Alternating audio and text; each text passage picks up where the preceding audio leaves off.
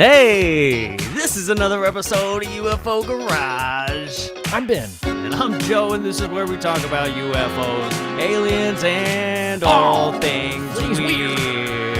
What is up, Thursty Thursday? How is everybody doing out there today? We're doing great, Joe. Good, man. I'm glad that you're all doing great. We're Ben spunky. speaks for everybody. We're very spunky on this Thursday. I like it. I like it. Spunky. Heck yeah. And feeling good. And We're back. Enjoying a little bit of Matthew Fox Hell red yeah. wine. He's Very classy. He's Jack. He's the actor that plays Jack In Titanic? the show Lost. Lost. He's a doctor himself. Never seen it. What? Yeah. You haven't seen Lost? Well, I usually wait until like they're done making stuff, and then like I wait till everybody's reaction at the end, and I'm like, okay. oh fuck, I gotta see that. But Lost was one of those where everybody was like, are you shitting me? And then some of them were like, it's the most brilliant thing in the world. And I just didn't think at the time I had like the headspace to like have to make the whole thing be good because I used all my time watching it, you know? So I was just like, no, we'll hold off. I'll wait till I'm in my 40s. Yeah, dude. Yeah, I dude. like that approach because like it's you weren't emotionally invested. Yeah, same thing with like Game of Thrones and all that. It was just like, man, I'm kind of glad I didn't waste all my time with Yeah. that. But thought it now was- I can watch it at my own leisure, you know? It's Yeah. going to be great. I'm about to start The Sopranos. Oh snap! Yeah, I'm at that point. Is that the one I'm about like, the okay. family that makes soap? Yeah, The gangster soap. soap. The soap making family. They like it's like a big factory, and like the factory's gonna shut down, and they're like, oh no, let's talk to Mister Big. Mr. Big, and he was like, please don't shut the. We make soap and meatballs. Just small family make meatballs and soaps is shaped like a meatballs. I don't know what accent that is, dude. Ugh, Great I show, like though. it though. Great Hell show. yeah. Hell yeah. Good stuff. Sopranos. Soprano. Speaking of shows and movies, man, Yeah. I just watched A Tear in the Sky. Tear in the Sky, baby. Did you watch it? Dude, I did watch it. You did watch it. What did you think? I thought it was great, dude. Yeah. You know? Yeah. Yeah. Dude. Overall, Yeah. like seeing UAPX, seeing our boy Gary out there, you know, saying his piece, Bro. it was great. Yeah. I really enjoyed watching it. It put a smile on my face. Yeah. The whole crew was there. We got to see a lot. Bill Shatner, bro. What? You kidding me? That's awesome. Billy was there? Billiam Shatner was in it, man. Haven't talked to Billiam in so long. You know, he's hard to get a hold of these days. When he's really hard working at the soap factory, you know, they were going to shut the factory down. And so he's probably working really hard on preventing that from happening. So I'm glad he was able to, you know, make an appearance. So, you know, I don't want to get too serious about it, you know. Absolutely. Well, other than like, you know, just like having to be on like in front of camera and like all the weird shit that happens and like, you know, that just comes along with like making a movie, right? I mean, the underlying thing is like, hey, this movie had a lot of cool data, had a lot of cool numbers, had a lot of cool cameras and pictures and big ass words that I don't even know what they mean, Yeah, you know? like telemetry. Yeah, like, yeah. So I have a lot a questions. Yeah. Let's bring in our buddy Gary. Oh, Gary Voorhees, snap, ladies and Gary. gentlemen. Hey, what's up, guys? Not a lot, man. How are you doing this evening? Pretty good. How you guys doing? Man, good. I'm glad you Good, could join good. us tonight, dude. You know, no, I can never say no to you guys as long as I can actually do it. Yes. Hell yeah. Yeah. Freaking love you, man. You look Texting me last minute, hours ago. like, yeah, for real. Oh my god. Dude, That was Crowley? that was my bad. dude, I was like giddy. I was like a little kid watching you up on the big screen, bro. I was like, I know him. I know him. It was so cool, dude. Just seeing you up there on the well, I mean, not like a movie screen, but you know, my TV and Yeah. yeah. Same difference nowadays. We call it the Corona movie screen. Right. Yes. But Ronomatics. dude, it was so cool, like seeing all the stuff that kind of you've been kind of hinting at over the past. What, like, how long did you guys film this for, or how long? It's been about a year and a half. Yeah. And I think we had you on the show while you were filming, and you couldn't really say anything about it. You were like, "Hey, I'm on location. I Yeah. can't tell you where." Yeah. But how was the past? I mean, I think in the movie you guys talk about you're only there for like 5 days, and Yeah. like I didn't sleep, but maybe an hour a day for 5 days. yeah, You could see it, dude. You looked visibly tired by the end of Oh, that dude. thing. You were By like, the end of that thing, I was it was just sheer willpower that was keeping me going. you were like, let's just pack this shit up and go home. yeah, I'm Gary Voorhees, ladies Yeah. and gentlemen, and I'm out. yeah. It's like Yeah, we worked really good, especially all of us guys that were at the house on the Laguna. There was a real spirit of there were no problems, only solutions we hadn't thought of yet. And so we got through a lot of equipment issues. I mean, this was the first time we were deploying all that stuff. We didn't even know what was going to work, what wasn't going to work. God, that must have been nerve wracking. yeah. Well, we got everything up and running, through, Dave Mason getting the FLIR cameras up, and then Jeremy spent hours and hours working on the UFO DAP to get that up and running. And Is that what this is? The screen with the 8 those were all screens? the thermal. Those are the 8 thermal cameras, the FLIR cameras. Dude. Wait. I think I missed over, or I misunderstood what was it called? The UFO DAP? UFO DAP. It's just it's the brand name. It's the name of that device. There's a gentleman, Ron Olsch. He runs a company called UFO DAP and builds those. So it's kind of like, remember how we had Sky Hub, but Yeah. you had to build it yourself. Well, this guy does that, but he actually builds it for you, and you can buy them. Whoa. So it's a Cool. pretty neat system, but you do have to be a bit of an engineer to run the software. It's like Damn. So it's not as just easy as like plugging it in your computer and being like, oh, I know he's made a lot of advancements since then. So yeah. I look forward to seeing what the new GUI looks like. But it was just a learning curve, just a new piece of equipment that we hadn't really messed with yet. So it was do or die with it. But between the thermal cameras, the UFO DAP, and the cosmic watch that we had, they call it a muon detector or a radiation detector. Between those 3 things, we got a lot of great data. The rest of the stuff we had there was, I wouldn't take it again. They were neat, and they looked cool, but those were the devices that really got us the information that we wanted, and are currently doing analysis on. Dude, that's awesome. what was the most difficult taking on a plane? Was it this big cone thing? I have no idea. That's actually what it was described to me as from David Mason is an FM antenna. Oh, cool. Yeah. That's what they look like. Damn, dude. I'm Get not all the sure. channels. I've never actually seen that design or style, but the guy's pretty smart. So I just took his word for it. Heck yeah. How long did all that preparation take? Like just from like you Oh, already knew the site, but just like scouting like the that massive actual amount of equipment. It probably took Mason probably until the first, all the way up into the first night, the whole day and into the night to set it all up. Damn. It took us when we were shooting our doc like 6 hours to set up one camera and one microphone. So Well, I can't luckily imagine. the production side wasn't anything to do with us, and I can show you FLIR footage of production crew's head with cameras. So Oh my god. yeah.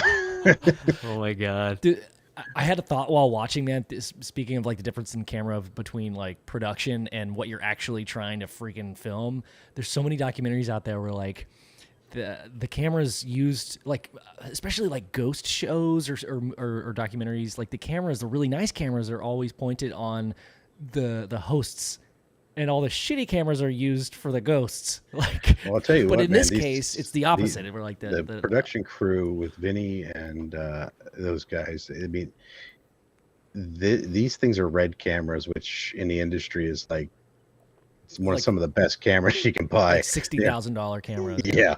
So I mean, it was being filmed with some of the best equipment that you can purchase by some people doing this, and they really knew what they were doing. Yeah, it So looks great. cinematography wise, it's going to be top notch. Yeah.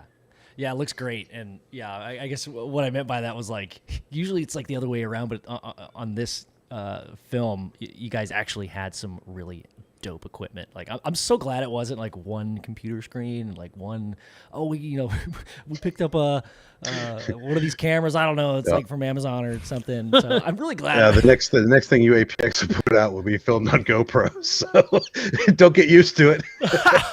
Oh my god, dude! I've got an iPhone 13. I'll come we're moving you towards private funding and away from the Hollywood scene. We want to just focus on the science. So as fun as this was, I don't believe that us as a company, unless certain criteria are met, I don't believe we'll do this again. Yeah. Yeah, it's I guess with everybody says like a blanket statement of like Hollywood or like production, but it can be pretty stressful. And yeah, there's a lot to it. It's and like I said, I just want to, we just want to focus on science, and luckily, hopefully soon in the future, we'll have some good opportunities for private funding, and we won't have to rely on Hollywood for, footing the bill for us to go out and do our research. Yeah, dude, I'm like, I was like buzzing, like my body was buzzing watching all of that stuff like kind of go down, because I really didn't know what to expect. And the fact that you guys actually got some stuff was super cool. And we've only gone through 1% of what we have. dude, that's cool. What? So there's like you got 99% more stuff. So just like, how long do you think it's gonna take y'all to sift through like most of the data that y'all collected? Probably a couple of years. Couple years. We'll have the first papers out by the end of the year. That's crazy. Well, it's not like you can like set it into like an AI system to like track. Oh, I guess that's kind of what SkyHub was. Actually, though, right? that's exactly what we did. Oh, Matthew Shadagas, which is our PhD professor from University of Albany, Sonny. He actually wrote an AI to search our flare. So wow, that's what he's been spending the last since we finished filming. He's been writing the software, and we're now in the final revisions of that software. And soon we're going to actually go through the 600 hours of FLIR and get that, that terabytes worth of data down to just gigabytes. And then from there, we're going to partner with the SEU, the Scientific Coalition, to help us actually analyze what's left over after we go through it. dude, that is so awesome. Dude, how does one go about writing a paper, and who do you give it to once you're done writing that paper? Like, can anybody write a paper and then like submitted it to like a university? I'm just smart enough to realize I'm stupid, so it won't be me. Yeah. But basically, Hello, it's been explained to me that they anything they find that ends up being noteworthy, worth studying, because there's some radiation related information that we're actually going to be writing up paper on. But what they'll do is they'll write up these what they call papers, or just white paper, and then they want to submit that to some type of a scientific publication for peer review. Mm-hmm. So then they submit it, and then their reviewers go through it, and we don't know who those reviewers are. It's all blind man's chance. The only thing you can kind of do is say, well, just don't have this one guy, because I don't believe that he can be unbiased, so you can say something like that. But other than that, you have no choice on, they just basically grab peers from your field to review your data, which not many peers in our field. So Hey, but we'll review it, dude. Yeah, dude, just send it to us. I just see that. I think this Here's is got a fucking point. awesome. I think all these science guys are making sense, dude. What do you Starting to think? make sense. If you think about it, dude. No. Hey man, hey Yeah, dude. but no, it goes know? through a peer review process through submitting it to scientific journals and through publications. And so once it's published and peer reviewed, then it's considered to be a like a published paper is science money. That's where you get your funding, your scientific funding from. That's where you get your grant money from. That's where it's like, all right, so here's all of our theories, here's our peer review, here's our data. And So oh, if by it, the way, we're published under this, this many things under our research. Fund us. That's cool. like this is like maybe a smart thought that I'm not smart enough to understand it, but I feel like whenever there's money involved, there's got to be politics too. So I can't imagine the That's why we're bureaucracy. getting away from the Hollywood and the that's why we don't accept private investors, only private donations. Nice. Love that. Because it's like if somebody's a part of our team and wants to donate money, that's one thing, but we're not looking for the handouts. We're looking for the money based off of our scientific merit, which is why it's going to take a long time. We're going to step by step, we're going to build the foundation. We're not going to go the route like other scientific groups and do everything from the ground up. We're still going to look at the hot spots. But we are still just studying the nuts and bolts aspect. Sorry for the guys that do really like the experiencers and the sides of this field that necessarily you can't really measure. The day that we can, which I do believe a lot of that stuff, we will find ways of researching it and measuring it. It'll be on our list, but until then, only what we can actually see and measure and analyze. That's really all we're worried about working. But it doesn't mean I still don't enjoy the endless hours of film. Oh, for sure. Well, you got to walk before you can stories. run, right? I could probably I could probably give Sprague another 2 books worth of information on people with the stories that I get. Yeah, dude. But he would do a good job too. No, yeah, he's an excellent author when it comes to publishing people's stories about their encounters and stuff. He's got a very good way of really pulling out the humanity in these stories, and I've enjoyed his book tremendously. Heck yeah, that's awesome. Yeah, I got an audio book, so dude, got to do the audio books. I ain't got time for shit anymore. So. Does he read his own audiobook? I don't know. I haven't gotten the audio version yet, but I read the hard copy. Yeah, dude. Yeah. Dude, I hope he does. I hope he does read it. I gotta look if he does, because if he does, man, I'll reread it or re-listen to it. that shit would be so soothing. Yeah, man. Yeah. Like if it's stressful, Hell, sometimes I'll throw on a Ryan read it for Sprague show, and I'm like, okay, this is soothing. Yeah. Something about that fool's voice just kind of puts you in like a trance. It's got a nice vibration to it. Unlike mine, his isn't like mine is. Mine's kind of raspy, deep. Yeah. It's just pure sexual. That's what it is. His has got that smooth. You just trust the guy immediately. It's real suave. Yeah. Oh yeah. Speaking of suave, Gary, I'm gonna I gotta show you something that I sent Joe when I was watching it, dude. And I kind of want to see what you think about this. I'll maybe just give your perspective on this. Is from Tear in the Sky, and hopefully the volume plays. But I just kind of want to get your perspective on this.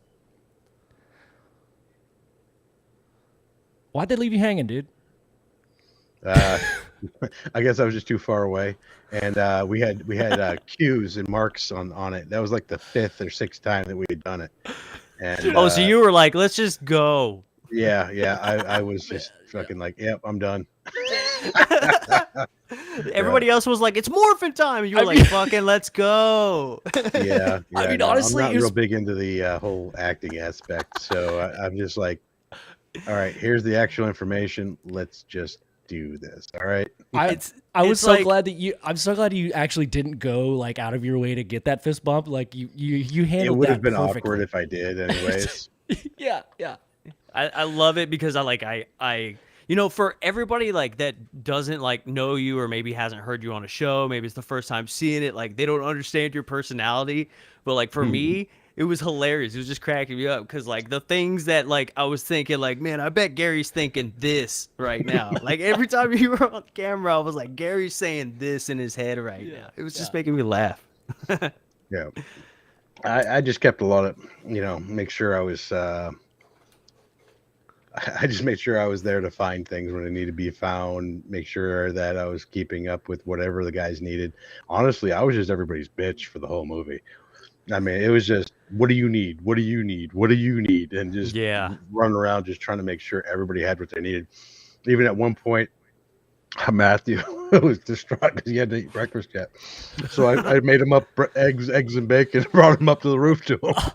That is awesome. That is badass. I love that. You gotta That's be, a Gary man. move. I mean, you're the president, and No, that's no. good. Hey, those are that's you a gotta- misconception, though. These guys are the guys that make this company. All I'm here to do is try to provide what little I can to them to be able to do their job.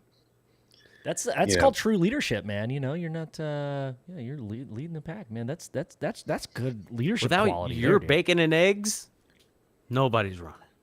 Dude. No, I have to say I'm not a bad cook, so One of It's these one of the days, few I'm gonna get world famous Gary Voorhees bacon and eggs. One of these days, I promise. well, I'll be honest with you, they're going to be damn good eggs. Hell yeah, I'm excited. Ben, your mom makes real good eggs. Whoa. Your microphone just like His mom does blasted make out. good eggs. Oh, Did it's it? so loud. I can't tell if you're telling me a mom joke or not, because my No, your mom mo- does make good eggs. Yeah, no. Remember that one time we stayed at your house and me and Amanda stayed in the tent and your boat floated across the lake, and then that morning like we woke up and like the sheriff's department was there and shit, and then your mom made those badass eggs. Yeah, with the cheese in it, dude. That was tight. I like Yes. that. Yeah, bro. that sounds like a good memory, guys. I want to say I'm a little jealous, but you guys have you guys have been friends for how many years? Dude, for a long time. Yeah, so I mean, you guys got some serious history. The only thing I know is from when you first started doing your podcast. So Yeah. Yeah. I know my mom would love to cook you some eggs, Gary. So whenever you're in Texas, Solid. dude, come by, bro. We'll have an egg bake-off. does she do chorizo with it? No, that sounds dope. Oh, dude, My mom will though. I tell you what, you know what I would love is like some carne asada with some chorizo and eggs in a burrito. Oh, You might have to come to my mom's house then. That sounds so good. Yeah. Yeah. Oh, so one of my man. favorite things when I was stationed in San Diego, man, I'd sneak off the boat about 9-10 o'clock. Anytime we were actually in port anchored. I was like, for like the last year on my ship, I was literally the only person in my work center, like the only computer technician for like the whole last deployment. So I had zero accountability. So I'd sneak off and like, gotta go get some parts. Yeah. Just fucking go down to the roach coach, get a big old freaking chorizo burrito for breakfast. I mean, when this thing was as big as my forearm, Dude, that's awesome. Hell yeah. all That makes greasy, me hungry. fucking just that fucking red fucking grease streaming out the bottom. Oh man, I miss those. Yes. Yes. It seems like the further south you go, the bigger the food gets. And like, I remember making that mistake where I went to this Mexican restaurant. I ordered 3 tacos and she was like, really? And I was like, yeah. And then they came and they were like big ass No, burrito sized tacos Yeah, they eat street folded over. tacos. I was like, fuck, there's no way I can eat this. And she was like, hey, I asked you. So I took some tacos to go for sure. That's ridiculous. Huge. Remember, Ben? Huge. Remember we rolled that 12.5 pound burrito? Dude, the monster baby monster burrito. The super monster, dude? It weighed Yeah. it weighed the amount Baby of a elephant baby. trunk burrito. It was Dude. like 12 pounds. We used to work at this Whoa. place. Yeah, we used to work at this place. It was called Freebirds, and we made burritos. And like we had this thing called the Super Monster. But then like you They don't could do get it like anymore. this. Then you could get this like off the menu like 4 tortilla Like each tortilla was like 16 Jeez. inches, and you could get 4 of them put together and rolled up into a burrito, dude. This thing was like, Yes. it was almost like 12 and a half pounds. It was ridiculous. What? It was so much food. And that fool ate the whole thing. You The talking whole about me? thing. Who? Not you, the I was guy gonna who say, like That ordered it. reminds me of a place called Uncle Robbie's in L.A.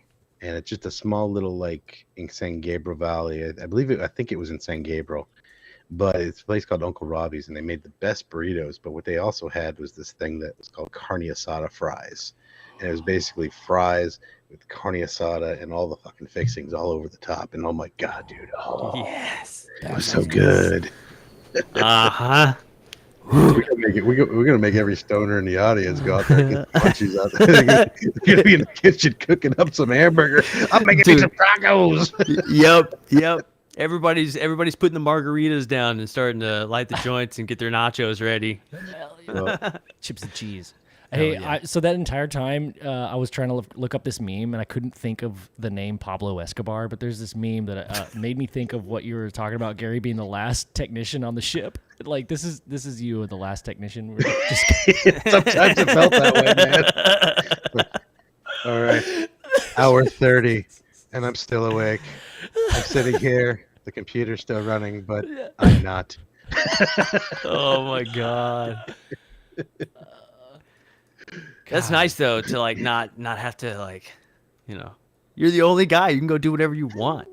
Well, to a degree, as long as shit's done, Yeah. and nothing's broken, nobody comes and talks to you. That's I awesome. literally walked around for the last 6 months of my time in the service with a clipboard and a very well done, like my uniform was like pristine. Not one person asked me what I was doing, and I did jack shit for 6 months. Like literally nothing. That's nothing. That's awesome. I go for it. Sorry. I was just gonna bullshit. Oh. What were you saying? I like my new job because it's kind of cool like that too. I just go in and just do my thing, and like nobody messes with you. It's pretty awesome. Like I know like what to do at the job, but like you know how like at every job there's always like an extra thing that you have to do. Like all right, you're in charge of the trash on Wednesdays. You got to do this, and you That was do the me. safety check. Like was me. it was like That was like me. you did all of it, dude. Go ahead, keep it going. Safety material data manager. That was me. I just go in there, everything. do my thing, and like I've been doing it well, and like I still don't know like what to do So there. we're You know, gonna I just need you to run this $1 billion weapon system by yourself. pretty much. I would trust Joe to do that. Actually, I think he would rise to the occasion. I would figure it out, dude. Yeah, I'm a button. pretty Dude, good YouTuber. I'll YouTube the shit out of it. We'll figure it out. Oh, good. You can help me with my channel. Hell yeah.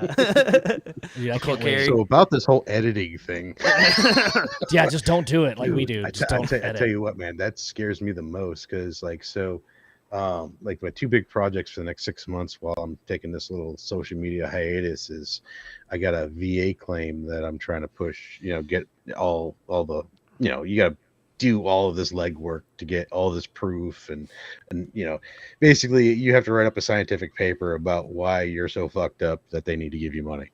I'm fucked up. I got nerve damage across my whole body. I got to take medication just to walk around. I mean, it's a bad shape. Plus with my PTSD, I'm kind of an asshole. So,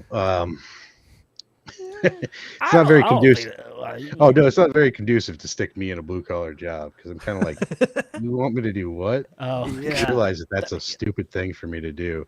You have no fucking idea what you're doing, do you? Yeah, get the fuck away from me. Don't talk to me. Matter of fact, Yes. come back at me when you got your shit straight, because that would be me talking to my boss. That's Oh, why like, I got guy, I fired. just hired you. I'm your boss. You can't. I got those let things go after 17 years from Spectrum just for that very attitude. I Hell yeah. So I had a boss for a long time, and apparently he was like really sugarcoating the shit that I was saying to the supervisors. Like he'd bring me in for a statement, and I'd be like, "No, fuck them. Tell them to go fuck themselves. I don't give a shit what they think." And it must have been translated or something because I never got in trouble. That's This dude retires. I'm getting written up for the first time in like 17 years. I'm like, what the hell? I like this. Gary, you're the Chuck Norris of the paranormal, dude. Hell yeah. Really? I'm not sure what that means, but I will take that as a compliment. Oh, you have to, dude. You have to. He's the most badass. Dude, you know what? You know, there's this So, other cool thing, right? I was thinking about, somebody said that I should color my beard. I'm like, no, I really kind of like the salt and pepper. Keep the grays, dude. You got to keep the grays Oh yeah, for sure. I'm keeping mine. They're well, like, dude, they're look, awesome. SOR just hooked you up with a 20 spot just for this luscious beard. So Oh, damn. I'm gonna have Dave, to. you beautiful, beautiful man. Yeah, he is a beautiful that's man. what's up. Hell yes. Love you, Dave. Freaking love you, man. Dave's not here, man. Yeah, he's about the only other person I jump online for at an instant notice. There's not too many of you guys that I'll jump for, but there's some good people in this world, and not saying that any of the other ones aren't good people, but the relationships you make, and that's it's like I can always count on you, Dave. Yeah, Dave's Dave's a cool ass Dave's dude. like Hell Switzerland of the paranormal world. Everybody loves him, but we all hate each other. Oh god, that's awesome. I love it, dude. Yeah. Yeah. He's done so much for us, man. We freaking love Dave, man. Yeah. But dude, speaking of like Switzerland, it got me thinking about like, okay, Switzerland, that's an island of some kind or whatever. Got me thinking of Catalina. That's probably wrong. The Catalina Island of Doctor. Island. But dude, I have a question. So that was a dumb segue. When you were filming the show, or I don't know, you've been out there other times.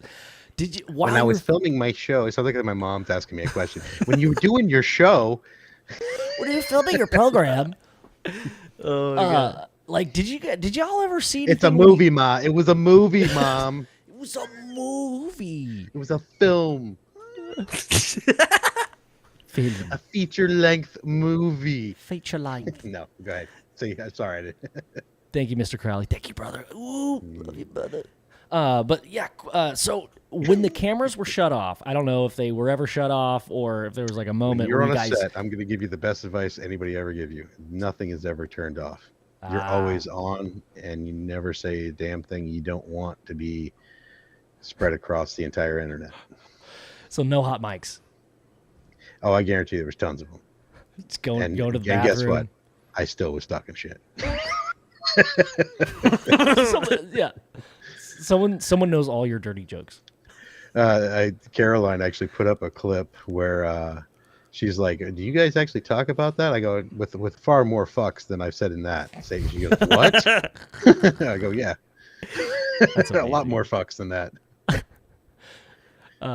Well, did you guys ever? Did y'all see anything off camera that like you just didn't happen to catch, or like the camera was, like a Skinwalker Ranch scenario? Honestly, where a lot of the stuff we caught, we didn't even know we caught it until we started reviewing stuff, because we were so busy with the filming and stuff like that. We basically were just trying to make sure our systems were recording the whole time. That was it. Yeah. So it was just all we could do just to make sure that, and even then we had these big windows where like a fuse would break and we wouldn't know our gear was down, and oh my God, I'd lose my mind. Why the fuck did anybody tell me the fucking cameras are down? Yeah. And then it took I remember the first time a fuse broke, I think it took us over 2 hours just to find where the fuse box was. Ends up being like it's not like sheer, but like this house is on the side of a mountain, right?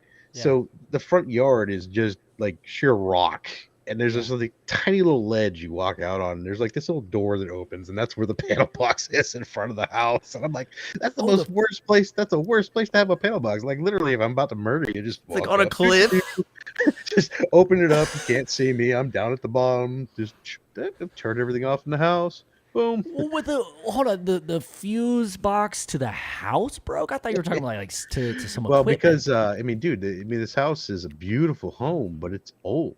It was an old, it's an old money home, so it's got, and then you've got like a quadrillion dollars worth of fucking camera gear, lighting, and everything else plugged into these circuits. And then we've got, 15,000 watts running off the roof. Yeah. We're having to split. We're having to readjust where everything's plugged in so that we can balance the load across the whole house. Oh, We're damn. throwing extension cords off the roof into it's all other on windows. one extension cord. At first, yeah, we did. We had one extension cord going up there at first. So, yeah, that didn't work. So me and Joe were in a band for like 10 years together, and like I swear, dude, we've had gigs where it was one extension cord and one power supply, and every single nook and cranny was like plugged in, dude. Very unsafe. Very, very unsafe. Yeah, and we would always put it right under the stage curtain so nobody could see it. Right where we could spill our drinks on it. They were real good about not really showing a lot of the wiring. But like if you got a keen eye, you'll see it. But like most of the shots are just shot just above where the wiring is, or Yeah. They were really good about the cinematography of this movie. Yeah, it's very but, clean. dude, there was wires everywhere. I mean, there was just shit everywhere. It's amazing what they can do in post too. So, I went through a lot of tape on that trip.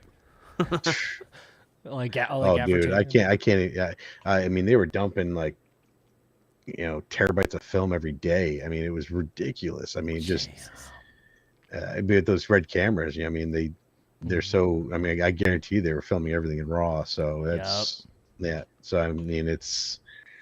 I can't even imagine the amount of information.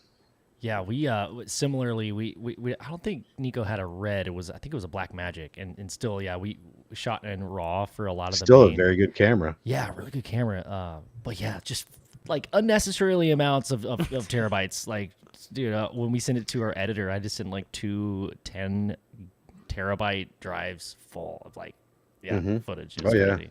Yeah. But okay, I have one more question, dude. So and this needs maybe some more explanation. Maybe I didn't understand it fully, but it comes from Jim Goodall's book, the Lockheed Skunk Works book, where he talks about this device at Lockheed Skunk Works. It's a small radio.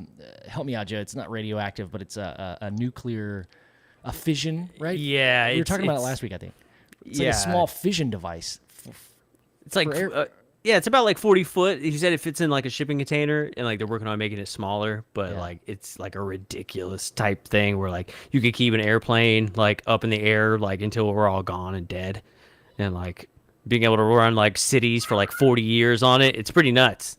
I know they're developing nuclear batteries like that out of nuclear waste. See if I can find it. Forgot what they said.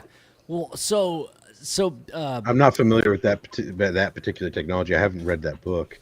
So, well, I'm just curious. Like, I'm trying to like grasp it at any explanation for some of the radioactive. There was some mention of like the background radiation that we were picking up. It was twofold. There was also a solar anomaly that happened while we were out there that would account for some of it, but not for all of it. And some of the background radiations were so ridiculously high that it was we definitely were researching why. Dude, what went down? It was like the Schumann resonance like recorder or something like that. Or what something like huge went down when the when one of the events happened. A fuse broke. Oh, that was. There was nothing hokey that happened. I mean, there was a lot of coincidental shit, but gotcha. There wasn't like anything real hokey. I mean, in my experience and in my perception, there was failures, and then there was, just shit that happens anytime you try to do any type of operation. Yeah. No.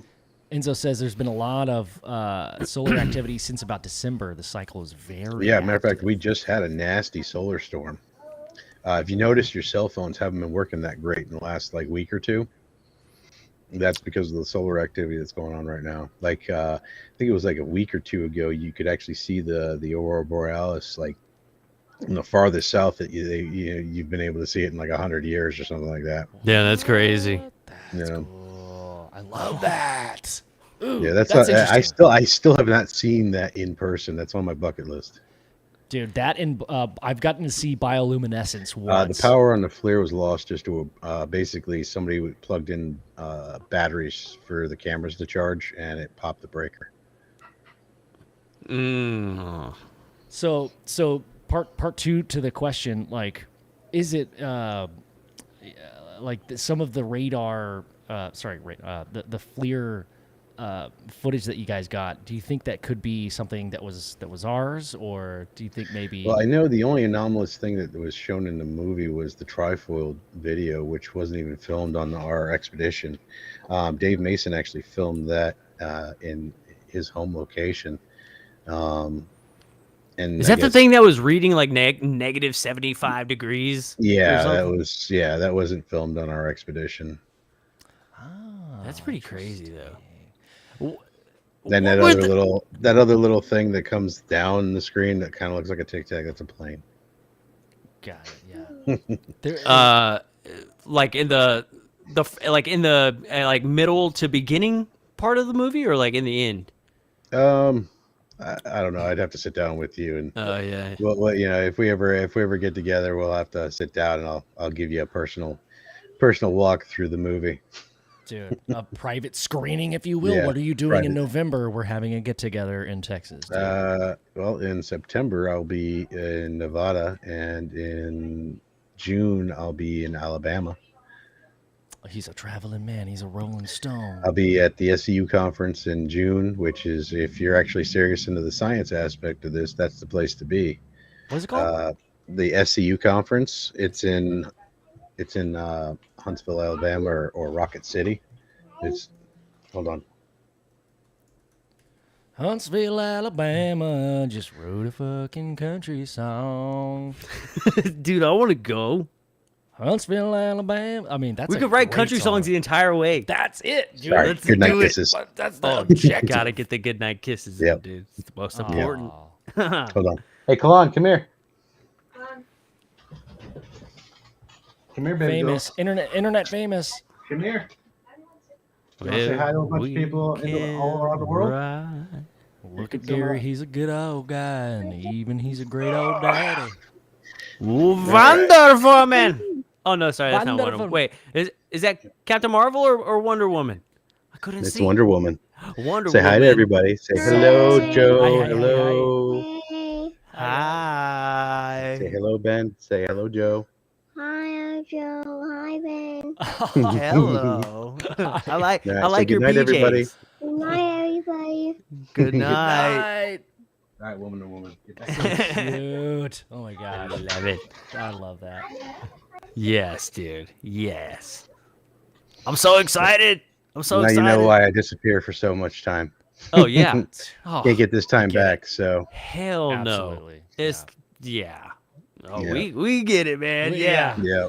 My Oh. daughter just broke her first two teeth at the bottom. Ooh. She's 7 months I old. tell you what, the best thing that we found was the pacifier that has a little trough, and then get the little numbing gel that goes into the trough, and they'll chew on that and they'll right to sleep. I gotta look that up. I think it's a Numby, is what it's called, or something like that. Yep. But it's Yep. it's a teething like it looks like a little it's got like a little trough, kind of like when you go to the dentist and they put that thing in there to put the Yeah, that thing is dope. Yeah. Oh my Hendrix gosh. had one. She loves yeah, it. that helped a lot with when she was teething. Heck yeah. And whiskey. Well, Just you shots of know, whiskey, man. Just works on your for me. pinky. That's Yeah. some old school shit right there, dude. Puts hair on your chest, dude. Ironically, she was just born when we first went public at the Laughlin at the UFO MegaCon. I was running around UFO MegaCon with a baby carrier, and she was just they were just tromping around the convention with her strapped to me everywhere. That So is if you were awesome. talking to anybody about when they first saw me, it's like, oh, the guy with the baby. Yep, that's Yep. the guy. So awesome. Dude, I feel like that's around the same time like one of the hangover movies. Like, did you wear the shades and everything with the front No. papoose, dude? I was just happy. I just she's between Kayla and Kalan, my baby, I probably one of the most blessed people in the world. I couldn't do any of this without them, and ironically, it would also be them that I stopped doing this for too. So, that's they'd be the only reason I'd willingly stop doing this, other than the government saying, "I don't think you should be doing this anymore." you know. But Damn. luckily, no knocks on the door, so we're good. Yeah, yeah. That's funny. So what was up with the helicopter that flew over y'all? Oh yeah, we love putting that in there because so they must have saw all the shit on the roof, and they literally we looked up the tail number, and so the flight path was like a straight shot down the beach because it looks like they were just going down the beach, and then when they were coming back, they veered off straight just over our roof and then back onto their path. So But they they wouldn't probably tell us saw. who it was because it was a private flight. Oh shit, dude! Maybe Yeah, it so was is William Shatner. Maybe that's who it was. Yeah, or somebody with money that wanted to see what the hell we were doing. Yeah, true. Yeah, there's a lot of goodies up on that roof, Might have been man. Green Street that he did show up at the show up while we were there. Wait, He say it actually, again. Stephen Green Oh Street. no shit. Green Street, yeah. Oh, that's Yeah, awesome. Well, Jeremy knows him, so he called him up. He was like, "Yeah, come on over." That's so cool. Hell yeah. He's a super chill dude. Yeah, he seems like it. Yeah. No. Yeah, he seems super cool. I think he was on UCR today. I watched a little bit. Yeah, today. Yeah, he's super good. I love that perspective. From does he do reporting for the Post? I think it's the New York Post. New York Post. Dude, that is so cool. That he's also into UFOs and he also writes for the New York Post. That is so cool.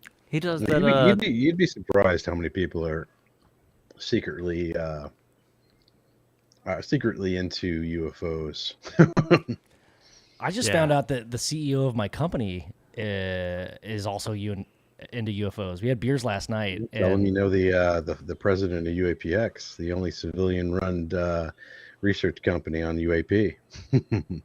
he was so he just found I guess he just started listening to the show, and then he was like, so UAPX, right? I was like, yeah, I didn't know. We were like, yeah, we know those guys. Hold on. So he actually knew of. Yeah, it was super cool. We grabbed beers and it was a good combo, dude. I'll wait till Gary's back to tell him, but Tell me, dude, and I tell told the you. audience. Did I tell you? And then you got to tell Gary. Oh, okay. Sorry about that. My daughter bit into the glow stick I gave her. Yeah, luckily they're not toxic anymore, but Yeah, that's where the whiskey comes in hand. It takes the taste out. Dude, that is amazing. Wait, they're not toxic anymore. So it happened enough times. the original glow stick formula was pretty toxic. Yeah. It was So like what were you talking about? Your boss glass. or something? So what? Yeah. Your boss is into UFOs? Yeah, the CEO of the company that I work for. We just grabbed beers last night to just bullshit and start talking about UFOs. And turns out he had a sighting that's pretty amazing. And actually, Joe, I think we might have him on the show in a couple weeks. So That would be cool. I know. It'd be so he's an awesome It's a dude. great format for him to share it. Yeah, he's a great guy. And the story is really good, dude. It's really good.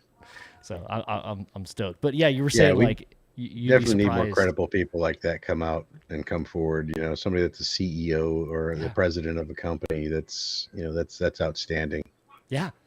Yeah, he's like, I usually do podcasts about business, but this would be so fun. So he's a great guy. So I'm excited to have him on, and somebody that is definitely well respected in that community, talking about his own experience. That's gonna be, I think it'd be awesome. But you were saying you'd be surprised who's into this kind of stuff, man. How many people in your circle or family, maybe I've asked you this before, but how many people just say, hey, you know what, man? I've actually had my own experience. There's been people that have come from my past and have told me about their experiences. And of course my grandmother was really into it, and I didn't know she was super into it until my mom was like, "Oh yeah, your grandma's super into anything weird." Yes. I'm like, "Oh, all right, yes, makes sense."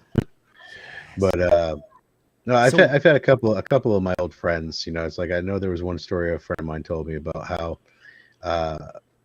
right after he left bullshitting with me and a couple of friends on their way home, they actually saw shit. You know, like actually saw a UFO and shit like that. And it's amazing how many people around me have seen stuff throughout the years, but until 2004, I didn't see shit. But it seems like everybody around me has seen shit. whoa, maybe they're just Uh, really good at hiding themselves around you. Well, I am a bit passive aggressive, so I can't blame them. It's either that or they're really good. It's either that or I'm really easy to wipe my memory. Who knows? Oh, dude. Gary's just outside, he's like, "Come out, you son of a bitch!" And then they come We've down already there. been out, you bitch. Don't remember shit. They come down, they just wipe his memory. Then Gary goes inside. He's like, "Well, I guess it's time for bed." Yeah, no shit. Feeling Right? sleepy. I was sleepy. I'm a little sleepy. Yeah. There's an alien somewhere that says, if you do that too many times to him, isn't that going to hurt him? I don't know. They keep seeing Man. shit. Dude, that kind of stuff, dude. I haven't I mean, I've heard of like drugs and stuff that can like kind of like erase or suppress or like kind of wipe memory and stuff like that. But like, do you know of any Oh, barbiturate. do you know of any like technology like lights or like Anything waves that of can some disrupt kind? anything that can disrupt your information flow from from your senses to your neural membranes in your mind can cause a disruption in that. So if a technology was able to actually basically just feed your brain different information than what it's actually seeing, then you'd never know the difference between reality and if you're like a construct. Dude, I am so into that right now, bro. Like, Yeah. dude. So, I'm The trying to think yeah. have you watched the it's a Netflix series Cake or Is no it, is cake? it cake? Oh my god, I was gonna say the no same no thing. it's the one where they have the technology where your consciousness is put into a device that's put in your neck. Black Mirror. Altered state. Altered something. Not Altered carbon. states. Altered carbon. That will fuck with you Mm. because I mean, dude, it's just like if that kind of technology actually exists, Yeah. you could never know what the fuck's really going on ever. That's the scary part, dude. Yeah. You know? And well, like something about the interference in if consciousness is made up of a wave of some sort, which I think it is. I think it's kind of like light, where it's like a particle and a wave, and a little bit. I think we're on the cusp of that. If that can be reproduced and altered just a little bit, I think it's possible, man. You could just beam something. No, I mean there's a ton. I mean, I know the CIA has done like extensive research and everything from brainwashing to psychotropic reprogramming.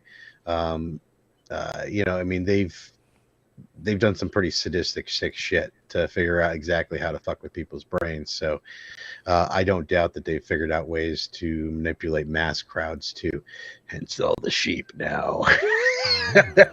But there was a question I want to get to. Let's see. Question for Gary. During the efforts for a tear in the sky, did you entice, provoke, etc. the phenomenon in any way to show up? No, I'm not. I've been studying CE5 and things like that, and I so far have come up with zero evidence to prove that CE5 actually works.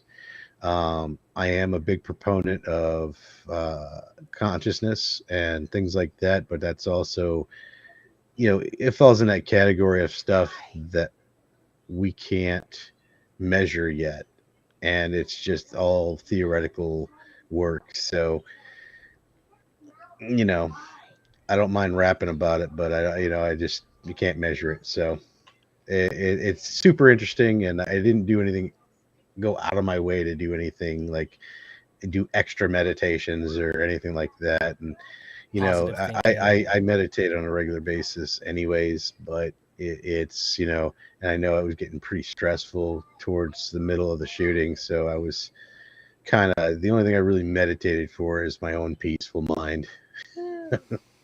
Yeah, Yeah, 5 for days sure. on set is a long time, dude. I know I told the story in the round table we did, but I did freak myself out a couple times on set because we were staying in that house. So there was a couple of me, Jason, and Jeremy, and a couple other people were actually Just- staying in the house. Just dudes being dudes. Yeah. So Yeah. so there was I told the story about how there was like a construct in the sky. It looked like a big ship over the top of the house because it was like overcast, right? And it was just the cloud ceiling was like crazy low. Yeah. So there's this, it looks like what looked like a ship above the house. And Cool. when we were filming and stuff like that, we have these those big studio lights and shit like that. So we thought that was just reflecting off to some pillars and making it in there. And then after about 1 o'clock in the morning, after everything was shut down, I was walking through the house just to shutting all the lights down, making sure everything's closed up, and doing a last perimeter check, and just force of habit things I do because I'm PTSD, hypervigilance, fucking can't sleep until I know everything is secure, that type of thing. Right. Yeah. And I go out in this the little deck area and look up, and all the lights are off. And here the fucking this thing's still in the sky. I started losing my shit. I woke everybody up. I'm like, oh my god, it's still there. Like taking my camera, put like the ISO as high as I could probably do it to try to get the best picture of this thing in the pitch black. And and I freaked myself out. I'm like, if this is a fucking mothership, I'm out of here. Fuck this. I'm done. God. Yeah. The whole time you're in your whitey tidies, like. No, I just and then come to find out where you couldn't see them, but there was lights underneath at the bottom of the house that was actually pointed up and reflecting the shape of the structure of the house into the cloud. And I mean, it's such a simple thing, but until you realize it, you're just freaked out. I could totally picture that. That would freak me out. I would, yeah. Yeah, and then there was we heard a drone. Somebody was flying a drone, and it was probably one of the rich neighbors trying to figure out what the fuck we were doing or whatever it was. But either way, I might or might not have been armed at that time. So Shit. I did a perimeter check, and a fucking pack of coyotes scared the shit out of me. Had me and Jeremy fucking run around the outside of this house looking for somebody running through the woods because we thought somebody was encroaching on the house. Oh shit. Yeah. But luckily it ended up only being coyotes. And we just a couple ex-military guys scared the hell out of themselves. What was that? All right. Did any theories develop of why the area between Catalina and the so-called coast is a hot spot? Your guess is as good as mine, but honestly, people have been seeing shit over Catalina and in that channel, and for as long as there's been people alive in that area. I mean, we're talking like since the first settlers. So, I mean, your guess is as good as ours. That's why we're doing the research there, is because that's where we saw them. That's where we tracked them in the military. That's where we know we're going to get results. So, I mean, it's just no rhyme or reason for it. I know Preston Dennett's done a ton of research for that area. If you're really interested in like the history of the USOs and the UFOs in that area in Catalina, check out Preston Dennett's work. He's done a lot of stuff. I don't agree with some of his theories, but overall the guy's pretty solid when it comes to like his his research on the area. So, and he's actually got a couple of it's kind of that just got foggier. How Dude, does that work? That happens to me all the time. It's the low cloud. It's the cloud shelf. Yeah. Yeah, well, yours is THC resin. It is. So And it thick, dude. just smears whenever I Yeah. I don't I don't smoke. even use a cloth. Use your thumb. My thumb. oily ass thumb, dude. I lick it first. Yeah, I was just thinking that. My fingers are like oily as hell. But so the popular theory is that there's an underwater base over there. Yes, I don't see love I that see one. zero evidence to prove it other than there's a lot of USO activity. And so I saw two maps. One map was of all the reported USO sightings. And then one map was all the reported UFO sightings. Okay. And ironically, if you overlaid the two maps, they made this huge field. Like wherever there wasn't USO sightings, there was UFO sightings. Wherever there wasn't UFO sightings, there was USO sightings. So it's like you could just imagine there's like, oh, they're up here, now they went down there. You know? Yeah. Okay. I mean, of course they're all at different times, but I just thought it was weird how that ended up coinciding like that. Yeah. So they. Yeah. I mean, that would there's, tell me that. it's the off the coast, the north, I think it's the northeastern coast of Catalina Island. They found the largest dump of DHT. I mean, we're talking like there's like crazy. I mean, there's like if you search for it online, you'll see like they've got videos of just fields of like DHT dump sites. Yeah, it's like crazy. DH. I don't even know what DHT is. It was a fertilizer they used in the 80s that they discontinued using because it actually caused problems with the environment and it caused the thinning walls of eggs on larger birds of prey, like eagles and things like that. Oh, is it DDT or DHT? DDT. Oh, that mosquito shit. Yeah, talking about you guys too. I'm thinking DHT. Yeah. I was like, that sounds. Dimethyl terror. I haven't tried that one yet. Look at that. Why is it glowing blue? That's okay. That's cool though. Because it kills mosquitoes. That's the only way to kill them is if your shit glows blue, and then you can get rid of I'm pretty sure that's due to electricity. Honestly, I'll try anything to kill not mosquitoes. Not why that's cut blue, but yeah. So there was a company. I don't know if it was the 80s or 90s, but they had just dumped billions of gallons of DDT into the ocean, just barrels of it. What? Like, I don't understand like the thought process behind that. Like, you develop something that like I don't know, like who thought it was a good idea for one, and then two, I mean maybe way off base, and they were just like, you know what, I don't care. Something's not a problem until it's a problem when it comes to industry. Yeah. And this was a very, very effective pesticide. And so farmers would spray this shit all over their crops, and over years of it being put into the groundwater, it was like just destroying the large bird species. It was causing, I mean, it was linked to all kinds of health problems. I mean, oh yeah, it's not new research about mushroom languages. They've always kind of thought that they have a hive mushroom language, and it's only certain ones. But yeah, that's super interesting, and it reminds me of the what is it, the spore drive off of Star Trek. Yeah, dude. I'm guessing that was incited by that theory, the mushroom language. Yeah, apparently absolutely. They have a whole language, man. It absolutely communicates. So think about that next time you're killing them there, Joe. I don't kill mushrooms, dude. If you eat them, you do. I let them grow to full maturity, and then you eat them. And then I eat them. You know. And they're happy to hang out with us. They're doing their job, right? You know, they're not going anywhere. They know everybody's killing me by talking to Mr. Gray in chat because my old Samsung phone auto-corrected my name to Gray. So I just left it like that. So you get in my truck and my phone connect to my truck and it'd say Mr. Gray. That's kind of dope though. Mr. Gray is connected. So I just left it that way. Does it say like Mr. Gray, welcome to your car? No, but I do have an English chick as my the voice on my Is it like I'm Mr. Gray? It's like a really annoying. I think it's crazy because it's like 200 feet until you go into the slip to go into the highway. And I'm like, slip? What the fuck's a slip? Yeah. The ramp? A ramp.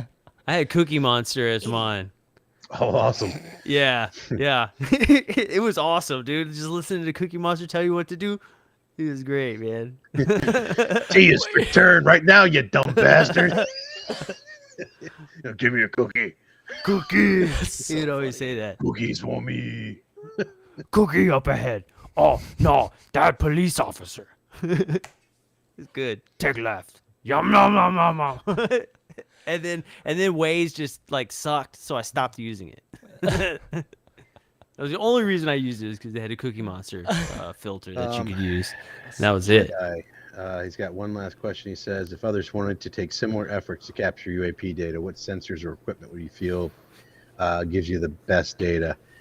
So far, what you want to do is try to have collaborative data over, so that's the approach that we're kind of taking, because you can take a picture of something and we could get the best 12K high resolution picture of a UFO and 100% of people will say it's fake. But if we get a high resolution picture of a UFO with a standard camera, a FLIR camera, and you're going to want to use a long wave FLIR camera, because you're going to see just for basics on FLIR, you got short wave, medium wave, and long wave. You want a long wave FLIR camera, especially because you want like about a 45-degree field of view, and point it at the sky and hope you see something. But and then something to like a cosmic watch or something for radiation detection. And you could probably build one once you get all the parts, which is going to be hard. But once you get all the parts, you can build a cosmic watch for probably about $150 with inflation. So it's not a crazy amount of money, but you do need to know how to surface mount solder, and it's not hard, but you could make sure you got a couple extra boards in case you burn them. That's great. Matter of fact, I've got 10 PCB boards right here for cosmic watches. What does that mean? What is a cosmic watch? Yeah. Wait, so those are just the circuit boards for the cosmic watches, and then I've got a whole brick of scintillator material right here. I got from one of our scientists. That's awesome. And it tracks radiation. It detects. It detects radiation. Radiation. what do you do if you wake up like in the middle of the night and you hear some like beeping from those devices? Well, I would freak out since I don't leave them on. Oh shit. Yeah, no. I generally, the only thing that I leave on at night is my computer. I don't really have any type of research going on at my house. I don't have time when I'm here. I'm a stay-at-home dad, and you can't actually purchase a cosmic watch, but you can go onto YouTube and do a search for MIT muon detector, and then you'll be able to, there's like a whole tutorial. They go through it part by part, point by point. The guy's got a whole series of how to build one and what material, and then he's got a GitHub for because like you have to have like these, you barely see it because it's transparent, but these custom ends and stuff like that, and all the schematics for the different cages. Yeah, there you go. And from there you can, and the guy that came up with it from MIT's got a whole thing on. I was gonna say, like, isn't muons that's kind of the high energy particles? Yeah, it was used to map the the king's chamber, the area above the king's chamber. That's how they know that there's in the pyramids. In the Great I'm not sure. I'd have to read it again. I don't want to talk about something I don't really know. It's true. I'm pretty sure it's muon. It's like these giant plates of muon detectors, and that's how they figured out that there's like this chamber above the king's chamber in the Great Pyramid of Giza, and everybody's saying like, "Oh, there's nothing up there for hundreds of years. Oh, there's nothing. We've explored everything there is in the Great Pyramid." No, there's a lot of hollow voids in the pyramid, and they also found out that there's a bunch of voids inside the Sphinx too. That's how they built it so fast, dude, because it's not solid, you know? There's a bunch No. of empty shit in there, you know? And they were Well, just like, that's one theory. it's not as many blocks as we all think. Just let's suppress it from the outside, dude. Like everybody's like, you cut and pressed how many blocks every second for? Well, maybe there's not that many blocks. I think Like there's a bunch of wood in there just laying against the sides, and like they ran out, so there's like a broom at the very top, like it's like just holding it up. It's like painted like a cartoon, like a Wile E. Coyote cartoon, like on the inside. It's like, oh, There's like gum in the creases. Oh, we got another question that came in. Question for Gary. Hypothetical scenario: the X-rays are coming in hot. Do you reach for a chainsaw or a shotgun? Well, if they're X-rays, I would probably reach for the chainsaw because it has a larger surface area to reflect X-rays. Yeah, It's smart. dude. It's smart. It's not going to completely save me, but it's a little bit denser material than the shotgun. Oh, that was another one. Oh, hypothetical. Let's see. Sorry, I missed the quote. I was looking for that entire time. Wait, something about a chainsaw or a shotgun? Oh, aliens. I get a feeling if they come, you don't have a choice.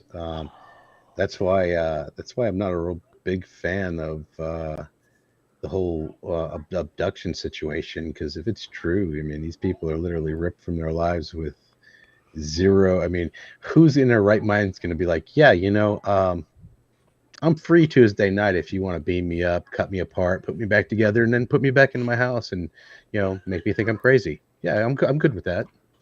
And I mean, Yeah, I don't no, think motherfucker, I'm not good with that.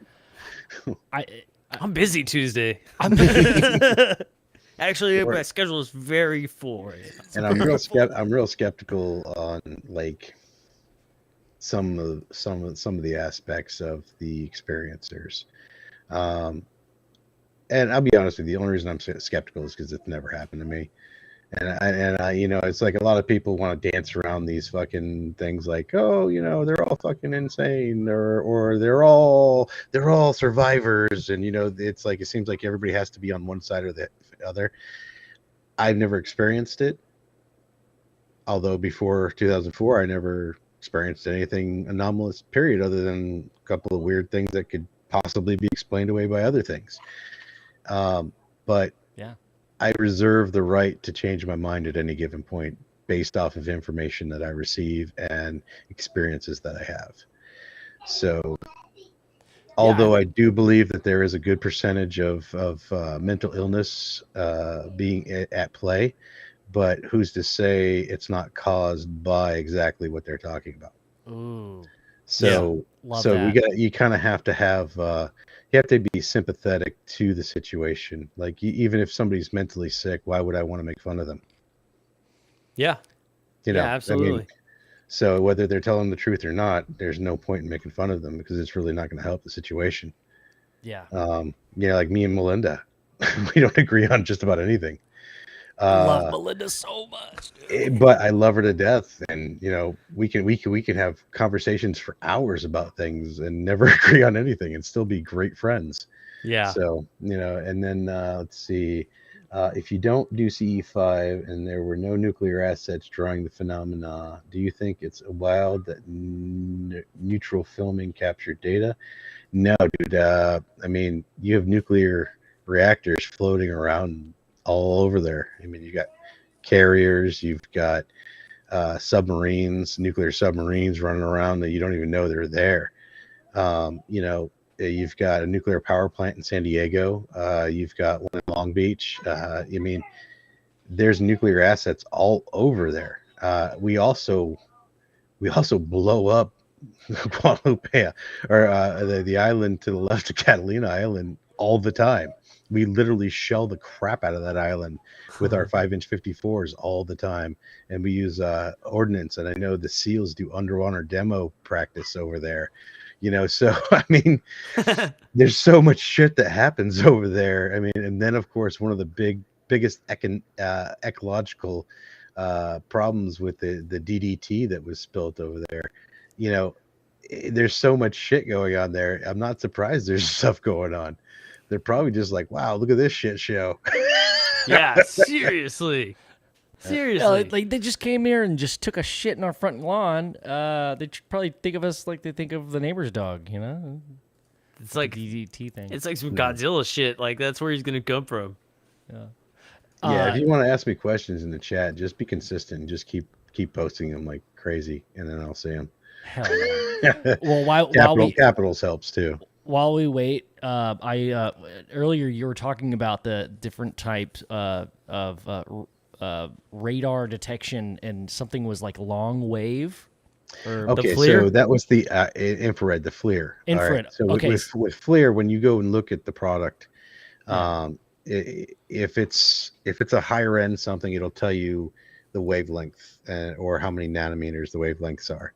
And in general, if you don't understand anything about a FLIR, you understand short wave, medium wave, and long wave. And what that means is the actual wavelength of the spectrum of light that it uses to do what it does. And so long wave will actually be able to see a better distance, at distance. Okay, that makes sense. Yeah. But there is no don't ever ask somebody what the range of FLIR is. It's the resolution. How big is it? Not the range. Okay. So it's like dialing in a clearer picture of something. Yeah. There's nothing to do away. with range. I mean, basically either you could see it or you can't. That's the range. Yeah. So what range do you think was the famous gimbal video? Like, do we know? Not a clue. I don't know enough about that to really talk intelligently. Yeah. You got to remember, there's so much stuff I just don't know about this field. I mean, you guys probably know about a million times more about a lot of these cases that have happened throughout history. I mean, I've probably seen every documentary about it, but that's, information in, information out. You retain a little bit just to know, I've heard that. Yeah. There you go. There's my database of knowledge for you. It's a lot, dude. Same. I mean, it's a lot. It's Honestly, a lot. I operate the same thing. Anytime my confirmation bias gets stroked, I'm like, okay, well, I'm right on that, and I never write anything down. Well, it's just like when we found some stuff that was like, oh my God, look at this. This is crazy. And then I'm like, and so like, well, let's reserve this for something. And then, somebody will come in and say, oh no, that's just da da da da da. And then we do the research on it, like, oh, all right. And then we just move on. We don't care. We're actively disproving half the shit we saw as we speak, which is why it takes so long to do true vetting of all of this data. Yeah. You know what I appreciate about you, Gary. And I mean, we've known each other for a few years now, and you're like one of the first guests on our podcast, like very early on. And one of my favorite episodes is with you, and when we talked about some of your ideas when you're just getting going with these ideas about what it could be. And I just love talking about what could be's. And it seems like now you're at a place where like you're no longer looking for those what could be's. You're like more focused on, all right, dude, it's like, what can we prove? Well, we have data to search through now. So it's a matter of finding the what it could be. Yeah. No, I still think about it, man. I still got like, I think 27 active theories on what the Tic Tacs could have been. Yeah. Go ahead. One of my favorite ones is an idea that you posed that like kind of changed my whole trajectory of how I looked at it. Like I'm just being honest, dude. Is that it like kind of cracked open my skull thinking about it. Is that maybe this is possibly a technology that's been here for a really long time, and it's just it's like a drone of some sort that was left behind and on it's autopilot. And it's doing its job, and like no one's controlling it. Maybe that species long gone. Maybe that they left at some point. Well, they could have died out. They might have left. They might have just sent this shit here because they detected life on this planet, or they could have, realized that the materials for life were already here, and they were going to monitor how they developed. I think form versus function when it comes to these UFOs, because it seems like, what the type of UFO that's seen definitely dictates severely the story. Yeah. Where most people that see tic tacs, orbs, or cylinder shaped anything, generally they don't really get a nasty vibe off of those things. They usually just get kind of like a neutral vibe off of them, which could indicate that these are just either AI constructs doing a single-minded purpose like our satellites do, or like our Mars rover does, and it just, the only difference is it's, a million times more advanced than ours and can self-repair itself for the next million years.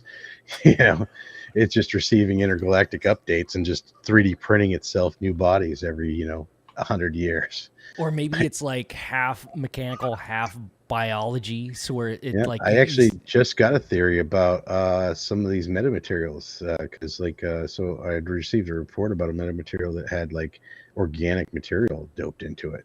What happens if that's like the burnt out neurons of a creature that was like embedded into it, and because of how fast that it has to react in like making a hyperspace bubble or doing something like that, it has to have like an actual neural network to do that, to make all the calculations for the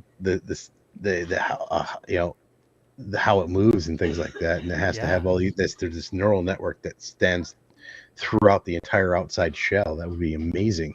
Yes, dude. Like a type of fungus of some kind. Oh my gosh. Well, it may be. Yeah. Remember we were watching that documentary, Joe?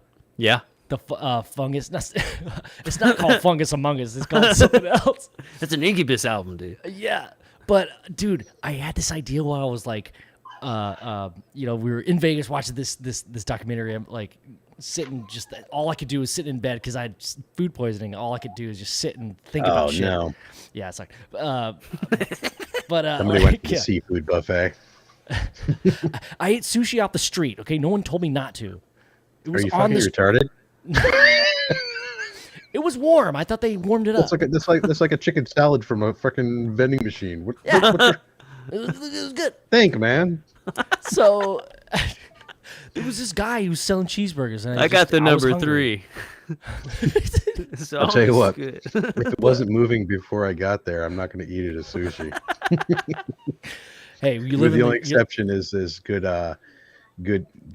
salmon sashimi, or a good yellowfin or bluefin. But then again, you'll see the texture and the way that it looks, whether it's fresh. Well, I didn't have many options. We were right there on the. I was hungry. I had to choose someone to hand. There was a lot of people. Well, if you get good sashimi, it should melt in your mouth and not be fishy. Yeah, that's actually true. If you get the sticky shit, that's when you got to worry. You're like, wait a second. There's nobody that's important named Luke Elizondo Doe.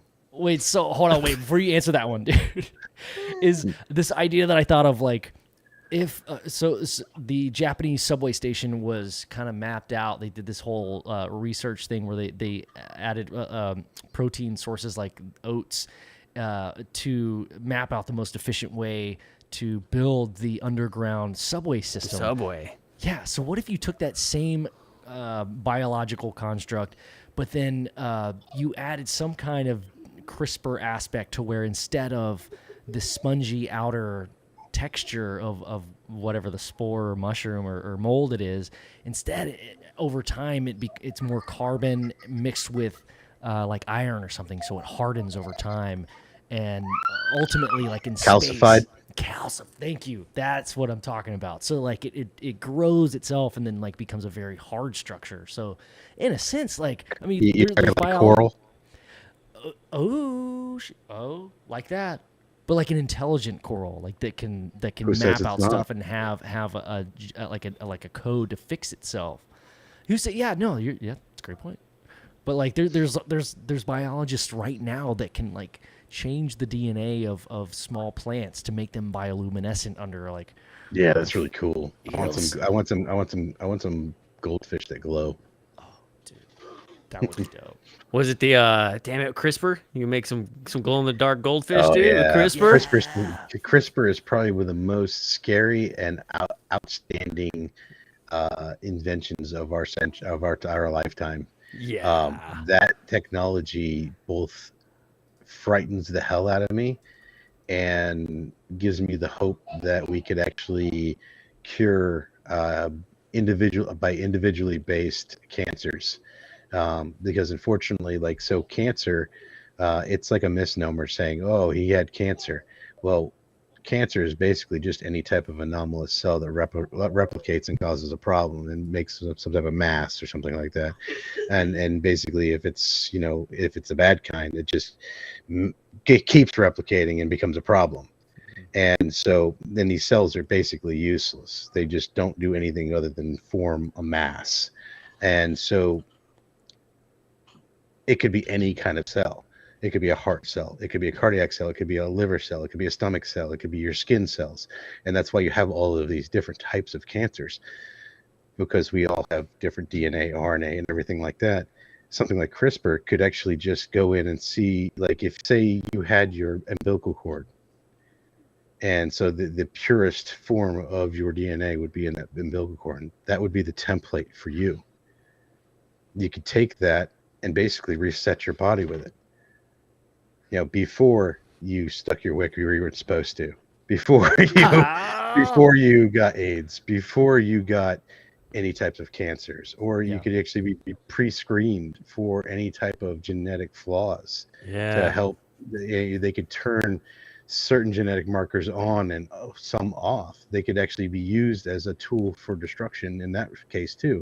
I could literally just take a bag of mosquitoes that are all infected with a virus that only affects your cellular level, your DNA, and turns on all of the triggers for cancer in your entire body. Next thing you know, 6 months later, you die of like 6 forms of cancer, but it's natural causes because cancer isn't choosy, right? Right. Oh Yeah. my It God. kind of reminds me. Instead, you got hit with a virus from CRISPR. I realize I should not have done the 23andMe thing now. Yeah, that's one of those things that the 23andMe, the ancestors, all that stuff. When it first came out, I'm like, oh yeah, I want to know my breakdown. I'm like, wait a minute, who has access to that? My dad got it for me for my birthday once, so I couldn't say no. I was like, yeah, and I was like, wait a minute, fuck no, I don't want nobody to have my genetic information. Fuck that. Man, it's bad enough the government has it. Yeah, dude. Yeah, that would scare the shit out of me. Yeah, I haven't. Did it do it again? Did it pop again? It keeps doing it. How come I can't hear it? Are you talking about that the microwave that somebody put an AI into that tried to kill him? Who said it? All right, they were talking about. It said, "Wait until your microwave." I forgot. It moved. Allows you to make your fried chicken more crisper. I love Now the there's joke. an I'm idea. wondering if that was related to the YouTuber that created a artificial intelligent microwave, and then that microwave proceeded to try to kill him. What the hell? Dude, that CRISPR shit reminds me of Brent. Remember when we were watching Blade Runner in Las Vegas? Remember? I love that movie, man. That's one of my all-time favorite movies. It's a good movie. Oh yeah. And Ben kept messing it up. No, it wasn't. It was Gattaca, and I was like, I bet you That's can't another guess good this movie. movie. And like, he stuck with Blade Runner. Of like, I was like, I'm not gonna tell you, and it was like, no, it is Blade Runner. And like, even after I showed him the title, I like did the menu thing, and he was like, "It's a cool way to spell Blade Runner, dude." I was like, wait, I've seen this. I know I've seen this. And he started fucking with me and just like named off a bunch of random movies. And I was like, yeah, it's Blade Runner. So that's what we stuck with because he wouldn't tell me. But yeah, that movie, that with the, they're like making perfect people and shit. And like, they're like, yeah, you can read everything on me. Like, that's so crazy that like they can just walk up to like a little center and give somebody a piece of hair, and they're like, yeah, I want to see if he's a good match. They'll give you a little sample back saying like, yep, you're a good match. You could make like the perfect human. Like, that shit's crazy. They would just be able to get your genetic like information like just like that. Like in Immediately. dating, like in the dating world, instead of Tinder, it would be Dude, like, here's that my feels DNA. like how the world's turning. I mean, it's It like, does, dude. it's like, Orwell. We're turning into an Orwellian society that's like not good. I don't like, it's like without all of that junk DNA that they call junk DNA, we can't have variants that can sprout people like Einstein. You try to do Gattaca, I guarantee you the population starts to become less intelligent instead of more intelligent. There will be an up curve for quite a while, but then eventually, through the removal of a lot of junk DNA in the the pool of DNA, you're gonna end up with something you don't even fucking recognize. Yeah, dude. Yeah, I always thought about that, like, because people are always like, you watch documentaries and they're like, yeah, it's just junk DNA. So what I'm saying is everybody should do just some natural fucking. PSA announcement, guys. Just do it natural. Just a natural as fucking. Okay? Throw the dice. Good old fucking. See what you get. Yeah. That's really all he's got. Look, if anybody could come up with a way to quickly make chicken crispy, I guarantee you it will sell way faster than anything. Isn't that what they did with the air fryer? Yeah. See, there's a lot of back and forth between air fryers. What I found with an air fryer is that initially it sucks, but if there's something that was already fried and you're just reheating it, okay. Oh, it does. Moi. I can see how that can work for sure. Why don't we just make everybody hungry again and look at photos of fried chicken now, dude? Yeah, I mean, come on, look at that crisp. Look at the. Oh my god. Yeah, but if you look at it, it's definitely got a lack of seasoning. It looks like it's just a standard batter. It doesn't even look like they use any type of milk or any type of. It came somewhere from like Ohio or like Maryland. That's some I just Googled this recipe bullshit there. That's not like Big Mama's chicken, like that chicken God is good. Damn. Put some waffles underneath that. Oh God. Look at that wing. Wait. Oh my God, that is all fried chicken. Look at that. Wow, you didn't realize that? That's brilliant. I wasn't paying. I was thinking about Big Mama's chicken. Wow. That's a new game, dude. Explosion or fried chicken? It's all about attention to detail, friends. Explosion or chicken? So you didn't do your own editing, did you? Yeah, in the documentary, like shows explosions, but it's actually fried chicken. It's like we spent most of our budget on that. Fried chicken and like spaghetti sauce for. a bunch of shots of you like zooming in on fried chicken real fast. Look, it's worth it. It's totally worth it. Oh my god. Oh, dude, that's so good. Wait, but while we're on a goofy stint, I did want to say something about. You mentioned. Okay, I know we were serious about the question about like long wave versus short wave, but when you said it, like this video popped into my head. I don't know if y'all have seen this, but it's one of my favorites right now. Oh, we can't hear it, can we? Oh gosh, darn it! One second. It already looks funny. Okay. All right, you ready? Mm-hmm. That thing long, ain't it? What's long? What'd you say? What did you just say? What's long? What you talking about? Hey, can you stop doing that for a second? What are you talking about? What's long? I said this haircut taking long, ain't it? That's not what you said. What did you say? What'd you just say? Man, I'm about to get you.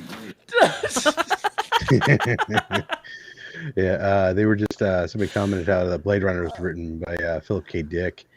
Tell you what, you want to know a trippy series that'll really kind of fuck with you is his Valis series. Philip K. Dick, everything he wrote was literally way the fuck ahead of his time. And ironically, although he had done drugs at certain points in his life, he was not an abuser of drugs, which a lot of people think he was. But the dude was just on a different level. But I read his Valis series. Oh, it blew my mind. I He's loved really it. good. This is Yeah. what came up on. Is this the same thing? It's the anime version. Valis. That is all what they came up with. Nah, put in Philip K. Dick Valis series. Oh, Philip K. Dick, Flaccid not- series. Not not your normal search of hentai. That's what came up. That's did just you your mean- search history. yeah, do not look at It's my like, no, search you mean hentai, right? That's all. That's all you ever look up. So Oh, you mean yeah? God, guys. Okay, that's all. I searched Philip. Okay, all right, hold on. I gotta be careful how I spell things. Okay, It's not vulva. It's phallus. no, not Phyllis. Villis, Phallus. I didn't do that on purpose. Novel. Okay, here we go. Ooh, that's I don't cool. know if there was Wow. ever any movies or anything made of it, but the Valis series, I think it's 3 books, but it is amazing. Hell yeah. Whoa. That looks really cool. It's like it's like an allegory kind of art Oh, yeah, depiction of Jesus on a cross, which is Yeah. like a Once you read the book, you'll understand that picture. oh snap. I love that. Anything that's allegorical, dude. I love it. Well, Yeah, I will it's be good stuff. I will be reading Valis very soon. Mhm. I will be watching the anime version. Look up the read order for it, because I can't remember if Valis was the first book or the last book. And there's 3 books in the series? I believe so, but the way he writes, ironically, you'll see perspectives from other books in the writings of different novels of his too. So Oh, shit.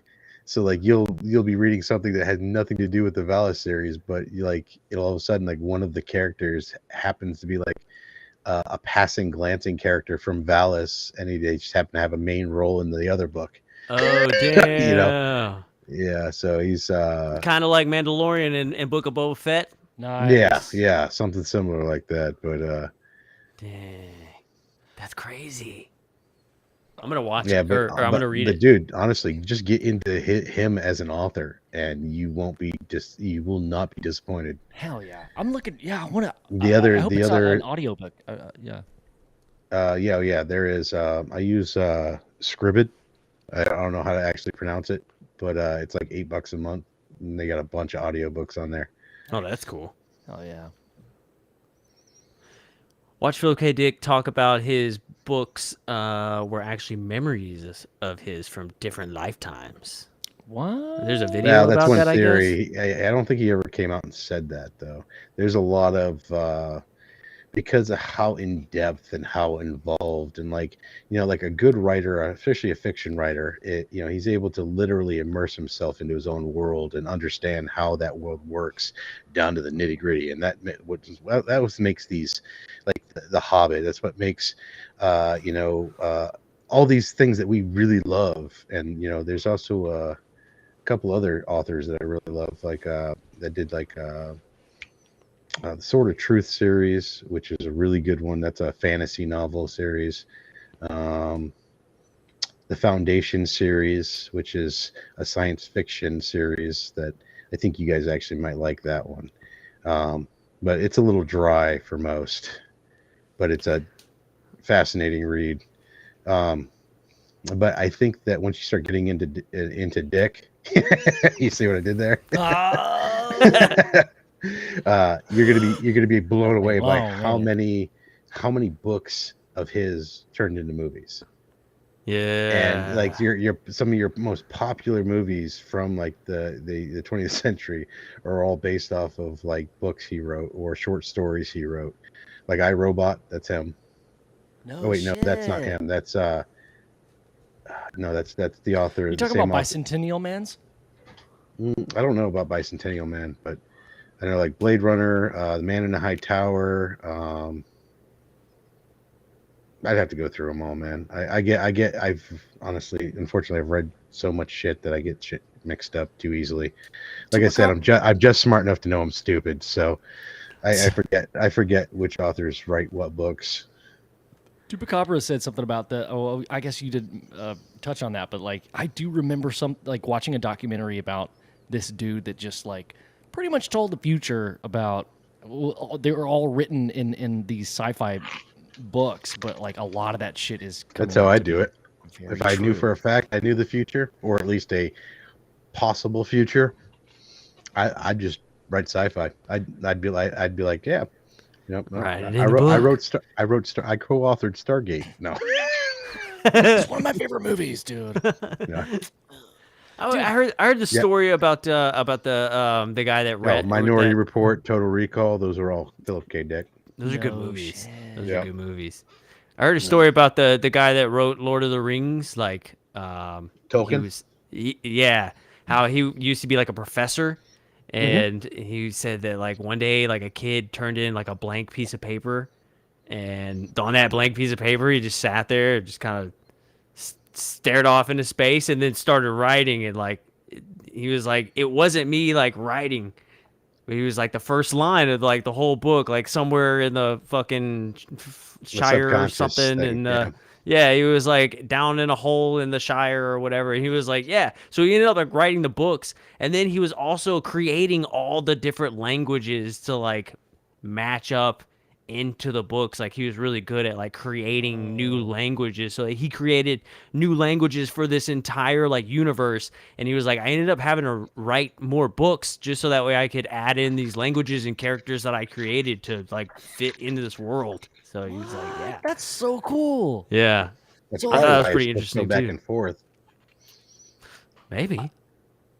I love that idea. Like it starts out like there's no story per se, but it's like he based it off of like I've got all these ideas about this language and I built out this like hyper focused on a language and built this out. So now I have to have I have to build a story around it. That's Just like cool. there's stories of him like supposedly like being able to channel.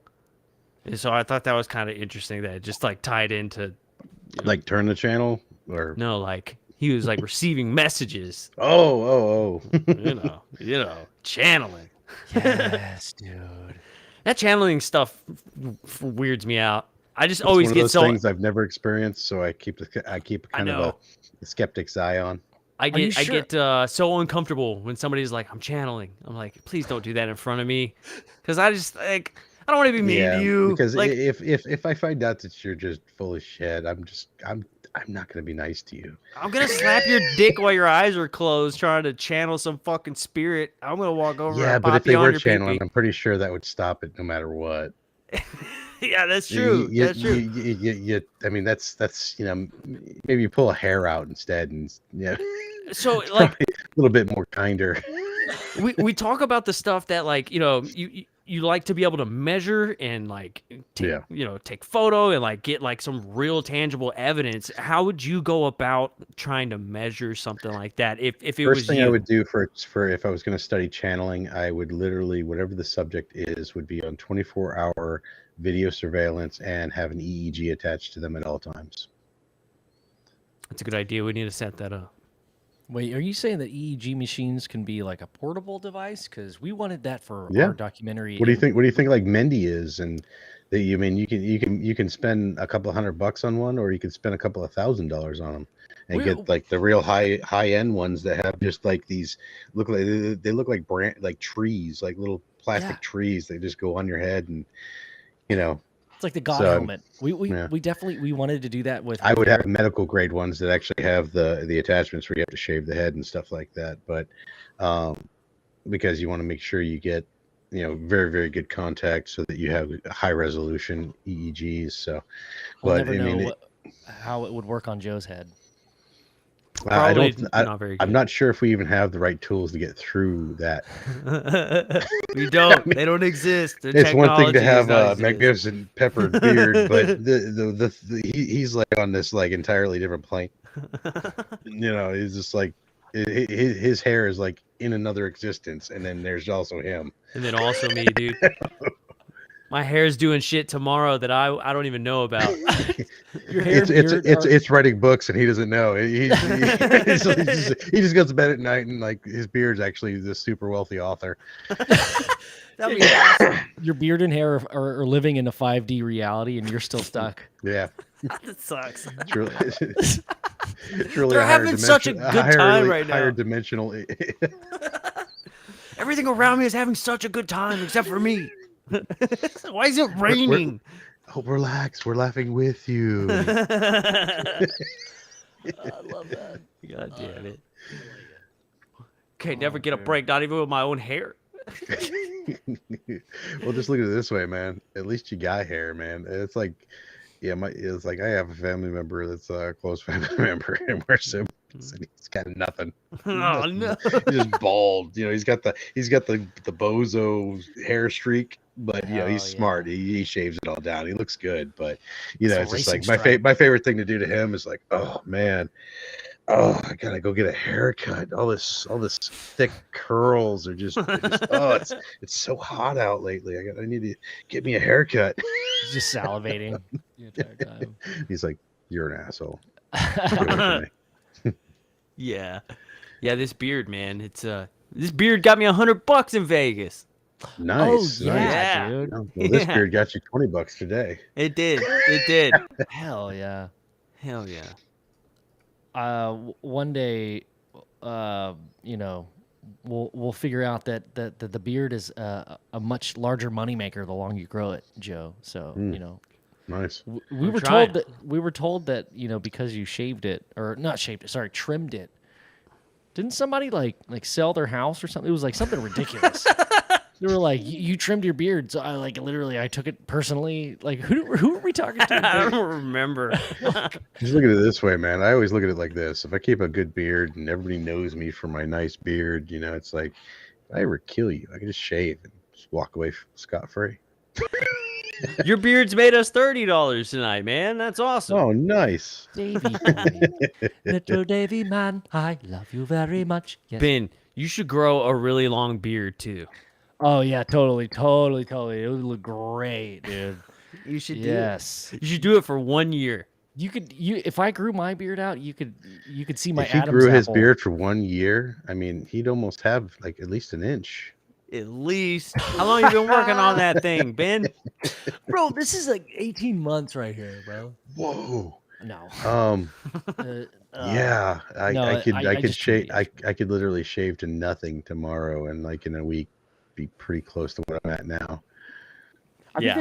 I think there's also something to be said about just embracing the gray, you know? Like Yeah, I've got some working on, but you know what? I bought some like dye. why? It was the most depressing moment ever. I was like, Yeah, fuck it. there's Why do you- $48 for some fucking like Why do beard I dye. die? You don't need dye. I haven't used it. I was like, Good. okay, now I feel like that I'm forcing it. I'm Oh. embracing it. You should return it. Shut How I up, it feel was about my grays $48. is I earned every one of these damn things. Hell yeah. I'm level 42 now. Yeah. Yeah. Like that. It's kind of like playing Fable, but worse because I feel it. I like that. Hell yeah. The more grades you get and the higher levels you get, the more people you can tell what to do. Well, not necessarily, but the more shit you can get away with. I've only been told what to do by more people now that I have more gray hairs. I was like at the gas station telling the guy like, "Hey, can I get the?" Well, I was buying a new Views, and I'm somewhat colorblind. I thought this from a distance was gold. It's like a rose gold apparently, but I kept saying like, "No, the one to the left, the gold one." There is no like. The guy was like, "There isn't a gold one, dude. You want the silver one." So, like in front of all these people, I was like, I had to concede. Like, you're right, totally. I do want the silver one. And I got home and I'm like, motherfucker, you told me what to do. You embarrassed me in front of all these people. And I get home and it is kind of gold, but mostly silver. Dude. Ironically, my favorite metal to make things out of is platinum. Oh damn. Like if I could afford jewelry out of platinum, I'd have jewelry out of platinum. Dude, what is platinum? I thought it was It's precious metal. I mean, generally it's used in electronics. like a Tolkien precious metal. Precious, my precious. Jesus. I thought it was like diamonds crushed with like gold and silver and like. No, Is it's it still like a metal. totally different thing? Yeah, it's a whole different metal. You got basically you got silver, then gold, then various forms of gold that are mixed with nickels and alloys, and that's why you have 18, 24 karat and all that stuff. And then you have platinum. And that's basically the creme de la creme of jewelry is made out of platinum. Dude, I speaking of metal, I sorry, don't did know my how thing that's. did it Yeah, it keeps popping up. It Like popped I in? mean, Hey. for the most of the time, it's all right. But Dude, like twice tonight, it just went. Rah! That's crazy. It happens a couple times. Can we? I think I know how to fix it, Joe. If you click your cog button on the right, we could do this later. I mean, yeah, I mean, we've got 3 minutes. Okay, Guys, yeah, can okay, we be let's not professional do it. here? Come on now. This is. I can't believe this. Hold.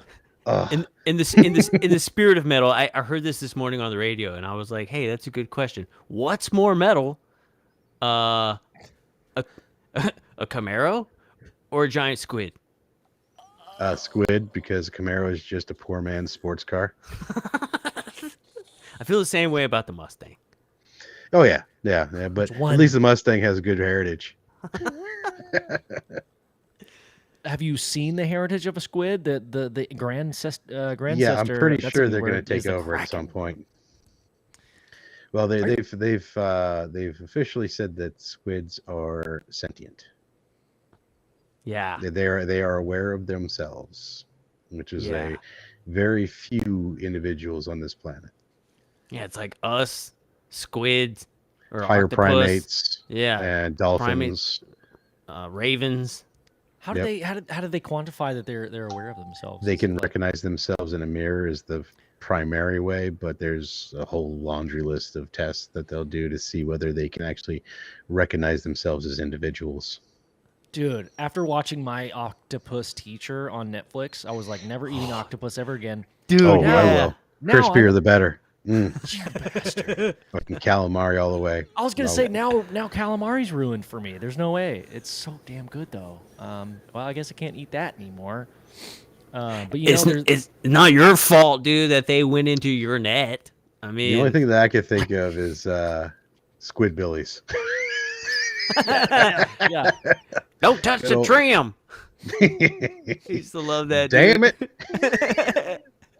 it! I like the one where he's like he goes in for the interview and like the guy's looking at his application and it says here you can skin a buck and run a trout line. He's like, damn right, woohoo! He throws his hat. It says boobs on Oh, his the hat. hats. Oh, God, the hats. Those were so Boobs on funny. his hat. God damn it. Those hats were so funny. They always said something Oh, man. different in every show. I like when he went in, like one of the many times he goes in and robs the store, but it's like one of the first episodes where he goes in, robs the store, and then takes the bag off and buys stuff. Yeah. I'm like, oh.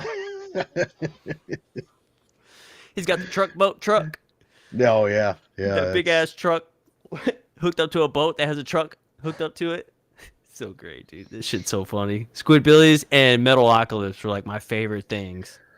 Metal And Aqua Aqua Teen. Oh man, Aqua Team Hunger Force was good for the most part, but got kind of rough at points. All of those shows really did, to be honest with you, because there was like, I'd say 80% of it was just sheer. Yeah, I can get down with it. This is funny as hell. And then there's like, I feel bad for watching that. Oh, Yeah. God, There's I feel bad for laughing at that. Oh my God, I'm a bad human being. A lot of those Adult Swim things are like make you question like your Yeah. dark ass humor. Yeah, well, I definitely have one of the darkest humors you'll find, but I generally don't let it out very often. Oh, dude. Yes. I Well, think dude, go for it, Ben. I was gonna say, Sorry. I think I read somewhere that the darker your humor, the higher the intelligence. So I don't know. That's just saying. Oh boy, if that's true. I should definitely go get my PhD tomorrow. Hell yeah. Yeah, I was dude. gonna say, well, sometimes you gotta have the dark humor to appreciate the light humor. You know. Mm. Oh, Mm. now it's fun. I think dark humor is definitely a subtle humor that I think they say, I think it's just synonymous with intelligence, just because you kind of have to be able to pull yourself out of everyday what's acceptable in society and see a different picture of the world. Yeah. Definitely, I- definitely. You're not viewing it through like rose-colored glasses all the time. No, hell no. You know, you gotta be somewhat of a realist You see about any fucking everything rose in happening. these? Nope, nope. yeah, just covered it. Covered just in on Ben's resin. vape. Good old rose gold. I mean, come on. This looks like silver from a distance or gold from a distance, right? No, it looks silvery. Damn I it. don't think it looks goldy, but like in the middle where the it middle. reflects, Mm, kind of. yeah. I'll give you that. Well, there was like 4 people behind me. I don't know who they were, but they judged me. And So were you a smoker before you vaped, or were you just hop on the vape wagon? Joe was my roommate when I smoked cigarettes and dipped Ooh. at the same time. Wow, you are a very disgusting individual. Yeah. I was popular with the ladies 100%. Whoa. Yep, until your teeth fell out. You know. I was like, why am I God, single? man. Yeah, I'm like dipping in fucking smoke. Yeah. Yeah, your breath smelt and tasted like the backside of a fucking ashtray. Hell yeah. Yeah. No, I'm a former smoker. It's been 6 years since I quit, or so roughly. Oh, I nice. I gave up on counting after like the first 3 or 4 years, but it's been Yeah. a long time at this point. So I know my wife's pretty happy I quit. Hell yeah, yeah. Oh, and being able to taste things. Oh my god. Because I mean, Yeah. I love cooking. I'm a foodie all the way, and man, if the amount of things you could taste after you quit smoking is amazing. And your clothes don't smell, and like people don't automatically judge you. Like, Yes, if you walk into a also room, true. you're the only dude that smells like Now cigarettes. you smell Everybody's like grapes and cotton candy. yeah, 100%. It's great. Large Marge is unsubscribing, dude. Large Who? What? Marge. Large Marge. Large Marge, you dipped. Don't lie. That's how you know. Hmm. Large. Well, he doesn't do it anymore. He only vapes. So Yeah, I don't dip anymore. now he's just gonna have cervical cancer. How did you know about that? How did you know I have a very large cervix on my forehead? What? Okay. Well, tell her to get off your forehead. I'm gonna. Nah, flavor. I don't understand the vapes. I did try to do the e-cigarettes and stuff like that, like the pre-vape vapes. I didn't. Yeah, I mean, all it was swapping one bullshit thing for another. So I finally quit everything just cold turkey. That's honestly, I think that's really the only true way you can just finally quit is cold turkey. Because you have to kind of suffer through it, and you don't really want to ever suffer like that again. So, once you're done, you're done. You get it out of your system. And I know not everybody can do that. I'm already aware of that. Otherwise, everybody would just quit. But it's just, it was just one urge at a time. I kept going until I eventually just finally was just done with it. I remember I'd still working for the cable company back then, driving, doing service work all day long, dealing with, we'll just say, if you've ever worked customer service and you got that one asshole that comes in that like nothing's good enough for, well, that asshole is a lot worse when you're in his living room. Yeah. Like towering over you, like, what's that hole? Why are you doing that thing? Why? Hold on, you cutting a hole through my wall, man? No, but I'm about to shit in your attic, but no, I never did that. But it's just I love no, that. you definitely my favorite were the guys that were like, I used to do this 3,500 years ago. Yeah, before I retired, that's all I did was run cable. I go, did you still crimp cable then? He goes, yeah. And then you have no say in what I'm doing now. Completely so- different. Completely different. Oh yeah, it's just You're not supposed garbage. to, that messes with the the flow. If you crimp it, you're supposed to do. It slows the internet down. You Yeah. get stuck And there. then my other favorite was, well, I was an engineer. I'm like, oh, really? You too? Yes. I'm gonna shit in your ass. Don't open that box. I just love that, dude. Yeah. I left a box Don't up open there. that box labeled important. It's like, hey, I put a sensor in your attic. It's a sensor to check your quality. Just don't open it. It's That's so great. Uh-oh, somebody's a cable guy. Chronos talking RG11. Kronos, you have a new idea for tomorrow. So next time. Yeah, RG11's a thing. It's still a thing. Anything over 200 feet, man, you still got to use RG11. Yeah. It's a type of cable. You know the cable that they run to your house. Yeah.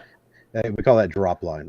So it's I know primarily there's a whole bunch of different types, but primarily you use RG6 and RG11. RG11 is a much thicker line that you use for a longer distance run. So if like your house is like really far off the road, we would use that thicker line. Oh, okay, nice. AT&T does that shit, and they don't ever bury it. I watched a video on TikTok, Joe. I feel Sons like of bitches. I was No watching, Jedi camper. I felt like I was watching a story you told me, Joe. Like somebody had a cable company had put like a line in, and you guys had started doing y'all's work, and somebody had like RG11 and then RG11 is coax. coaxial cable from Space Out Radio. RJ11 is old telephone, twisted pair. Shit. All I know about it is RJ45s. like quarter-inch cables. Like. Hell yeah, dude. Nah, I was a Quarter-inch cable guy for XLR. about 16, 17 years. Damn. That's a long time. Dude, that's a long time to do anything. That's pretty Yeah. crazy. I did it from the time I moved to Florida until just recently when I got let go. Yeah. So That's apparently nuts, dude. with new management, I didn't really mesh well. I had the same problem. There's a Yes, joke yes. in there somewhere about like internet like mesh. There's a joke somewhere. I'm sure there is. Yeah. Yeah, dude. Yeah. Well, Gary, dude, before we get out of here, man, it's about that time. I just want you to know that I really enjoyed seeing you on my TV, man. Yeah. It's really cool to get to see you and the company out there, like really actually doing some shit. Like that's really awesome. What's the next step? All right, I mean, Alabama. obviously you're going. Hold on. I asked the 4 times somebody asked Oh. about Skinwalker. That's right. Go All for right. it. Hit it. All right. So I purposely ignored that today because so everybody pay attention to season 3, episode 2 of Skinwalker Ranch. Season 3, episode 2. Yeah, it's coming up soon. I think within the next week or so. After that, I can talk a little bit more openly about Skinwalker. All right. So we'll see you back in like 2-3 weeks. No, I'm going. Not unless you absolutely beg me, like calling me a house, like "No, please, because I'm going off the grid, man. You guys are. Yeah, I'm not doing shit. I got too much personal stuff I got to worry about right now. Yeah. Hey, you got some very awesome people at your house that need your full attention. And you don't need a bunch of people asking you dumb questions like us, So you guys always have I got a soft spot in my heart for you guys. So. Oh man, well we love you, man, and dude, again, same thing that Joe said, dude. It was just gave me chills watching you on the big screen, dude. It was so cool, man, and I appreciate the support, man. Absolutely. Yeah, and everybody go out, check out this movie. It's if anything else, it will entertain you. Yeah, dude. A Tear in the Sky. You can check it out on Amazon. A Tear in the Sky. And my man Michio is in there. Michio. Yeah, make sure you get on there. Whether even if you hate it, you like it, whatever. Just do something. Have an opinion. Yeah. I don't care if you hate it. It doesn't bother me if you do. If it's good, then and I'm glad that you guys enjoyed it. And it's probably the last time you're going to see me on the big screen. So. Hell yeah. Dude, well, what is coming up next for UAPX at the moment? I know you guys got a lot of stuff to sift through. We've got it's collaborations going through soon that hopefully we can talk about. And then we've got the SEU conference. Matthew Shidagas and Kevin Knuth, both professors at tenured professors at University of Albany, Sunny. They will be presenting our initial findings, like some of our initial work. And understand this initial work will be based off of literally only 1% of the data that we've gone through. So, so that'll be the more on the scientific side. So, get out your I don't understand what they just said meters, and get your smartest friend out there to translate for you, because they translate for me. So get your own scientist. Yes. I want to go to Alabama for real, Ben. No, it's going to be a great time, man. These guys, this is the real deal. These are all of the presenters are all actual scientists for the most part. And I think the keynote speaker is one of the pilots from the 2015 event. So That's awesome. And then in September, we're also doing Phenomicon for the it's over there by Skinwalker Ranch. It's the one that they put on over there. Cool. So wow, there's like an event by Skinwalker Ranch, dude. Well, I think it's actually by the county that they're in, but the entire cast will be there, and all of UAPX will be there too. Cool. So if you ever wanted to go hug Travis Taylor, no, he's not going to hug you, but he's going to be there. Eric Bard is probably the guy that I'm really most excited to see again. I loved all the guys from the rants. They're all great dudes, great people, and a real tight knit group. And I think Eric is the one that I was smitten with the whole time, because that guy is so brilliant. Yes, But, dude. Love that. Love it, man. Dude, well, I'm excited for the future with you guys again, man. Like, I'm just so excited that this idea and vision came to life in such an awesome way. All the data and was able to be presented in a beautiful way, man. It's just awesome, and I can't wait to see what's next, brother. let me address another thing. Kronos, all words have weight. It just matters what ears hear them. Oh. Can you address this one too? Mr. Grayall says, any hot chicks in Skinwalker episodes? Oh, snap. That's a great question. There's some hot dudes. I mean, from Nice. what I understand, Travis is quite the chick magnet. Hey, dude. I used to love that show. Oh my God, I haven't seen that. I haven't even remembered that. I didn't even remember that until you saw. I saw that. This is the new title cover for the Skinwalker Ranch season. I used to love that damn show. Everybody's pretending like, oh, we're on a ranch, y'all. We gotta get our shit together. What time are you looking up? I love it. And right after that is Salute Your Shorts. Yes, dude.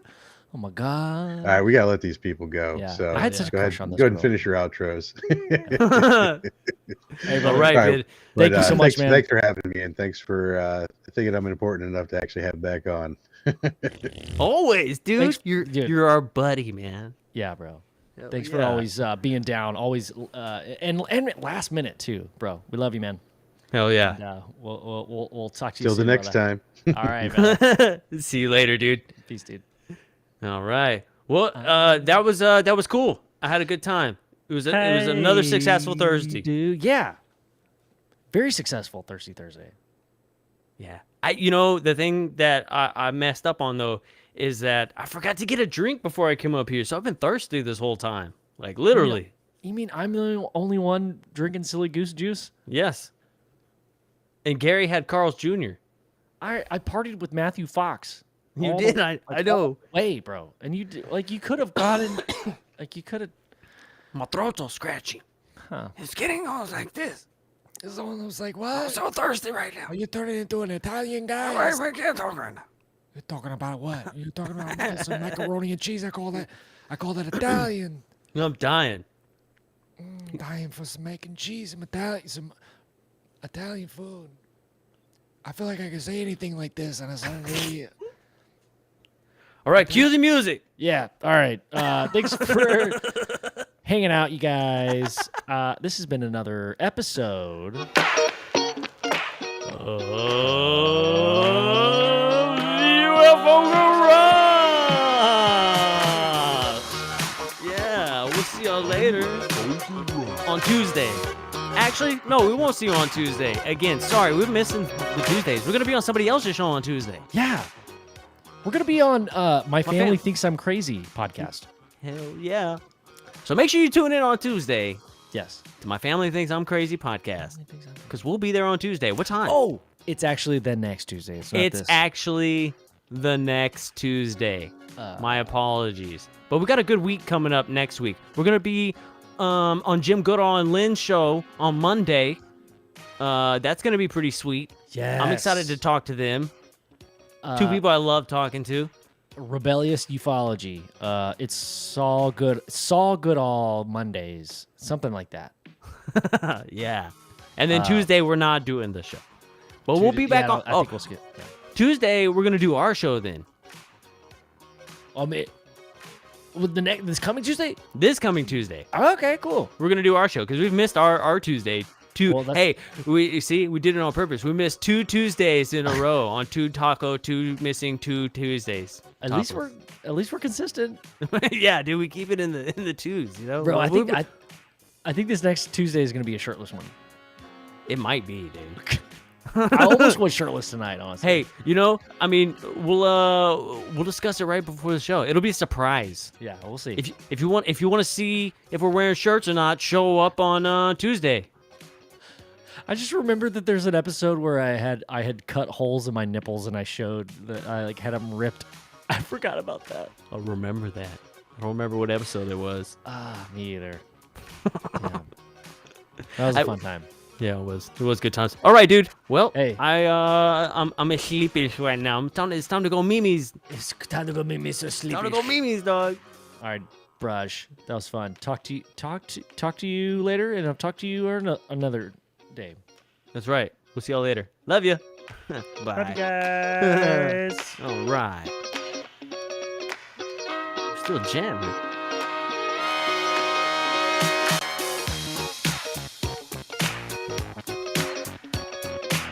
Yeah.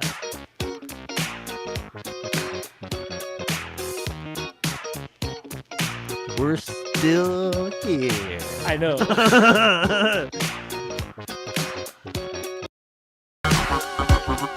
UFO Garage.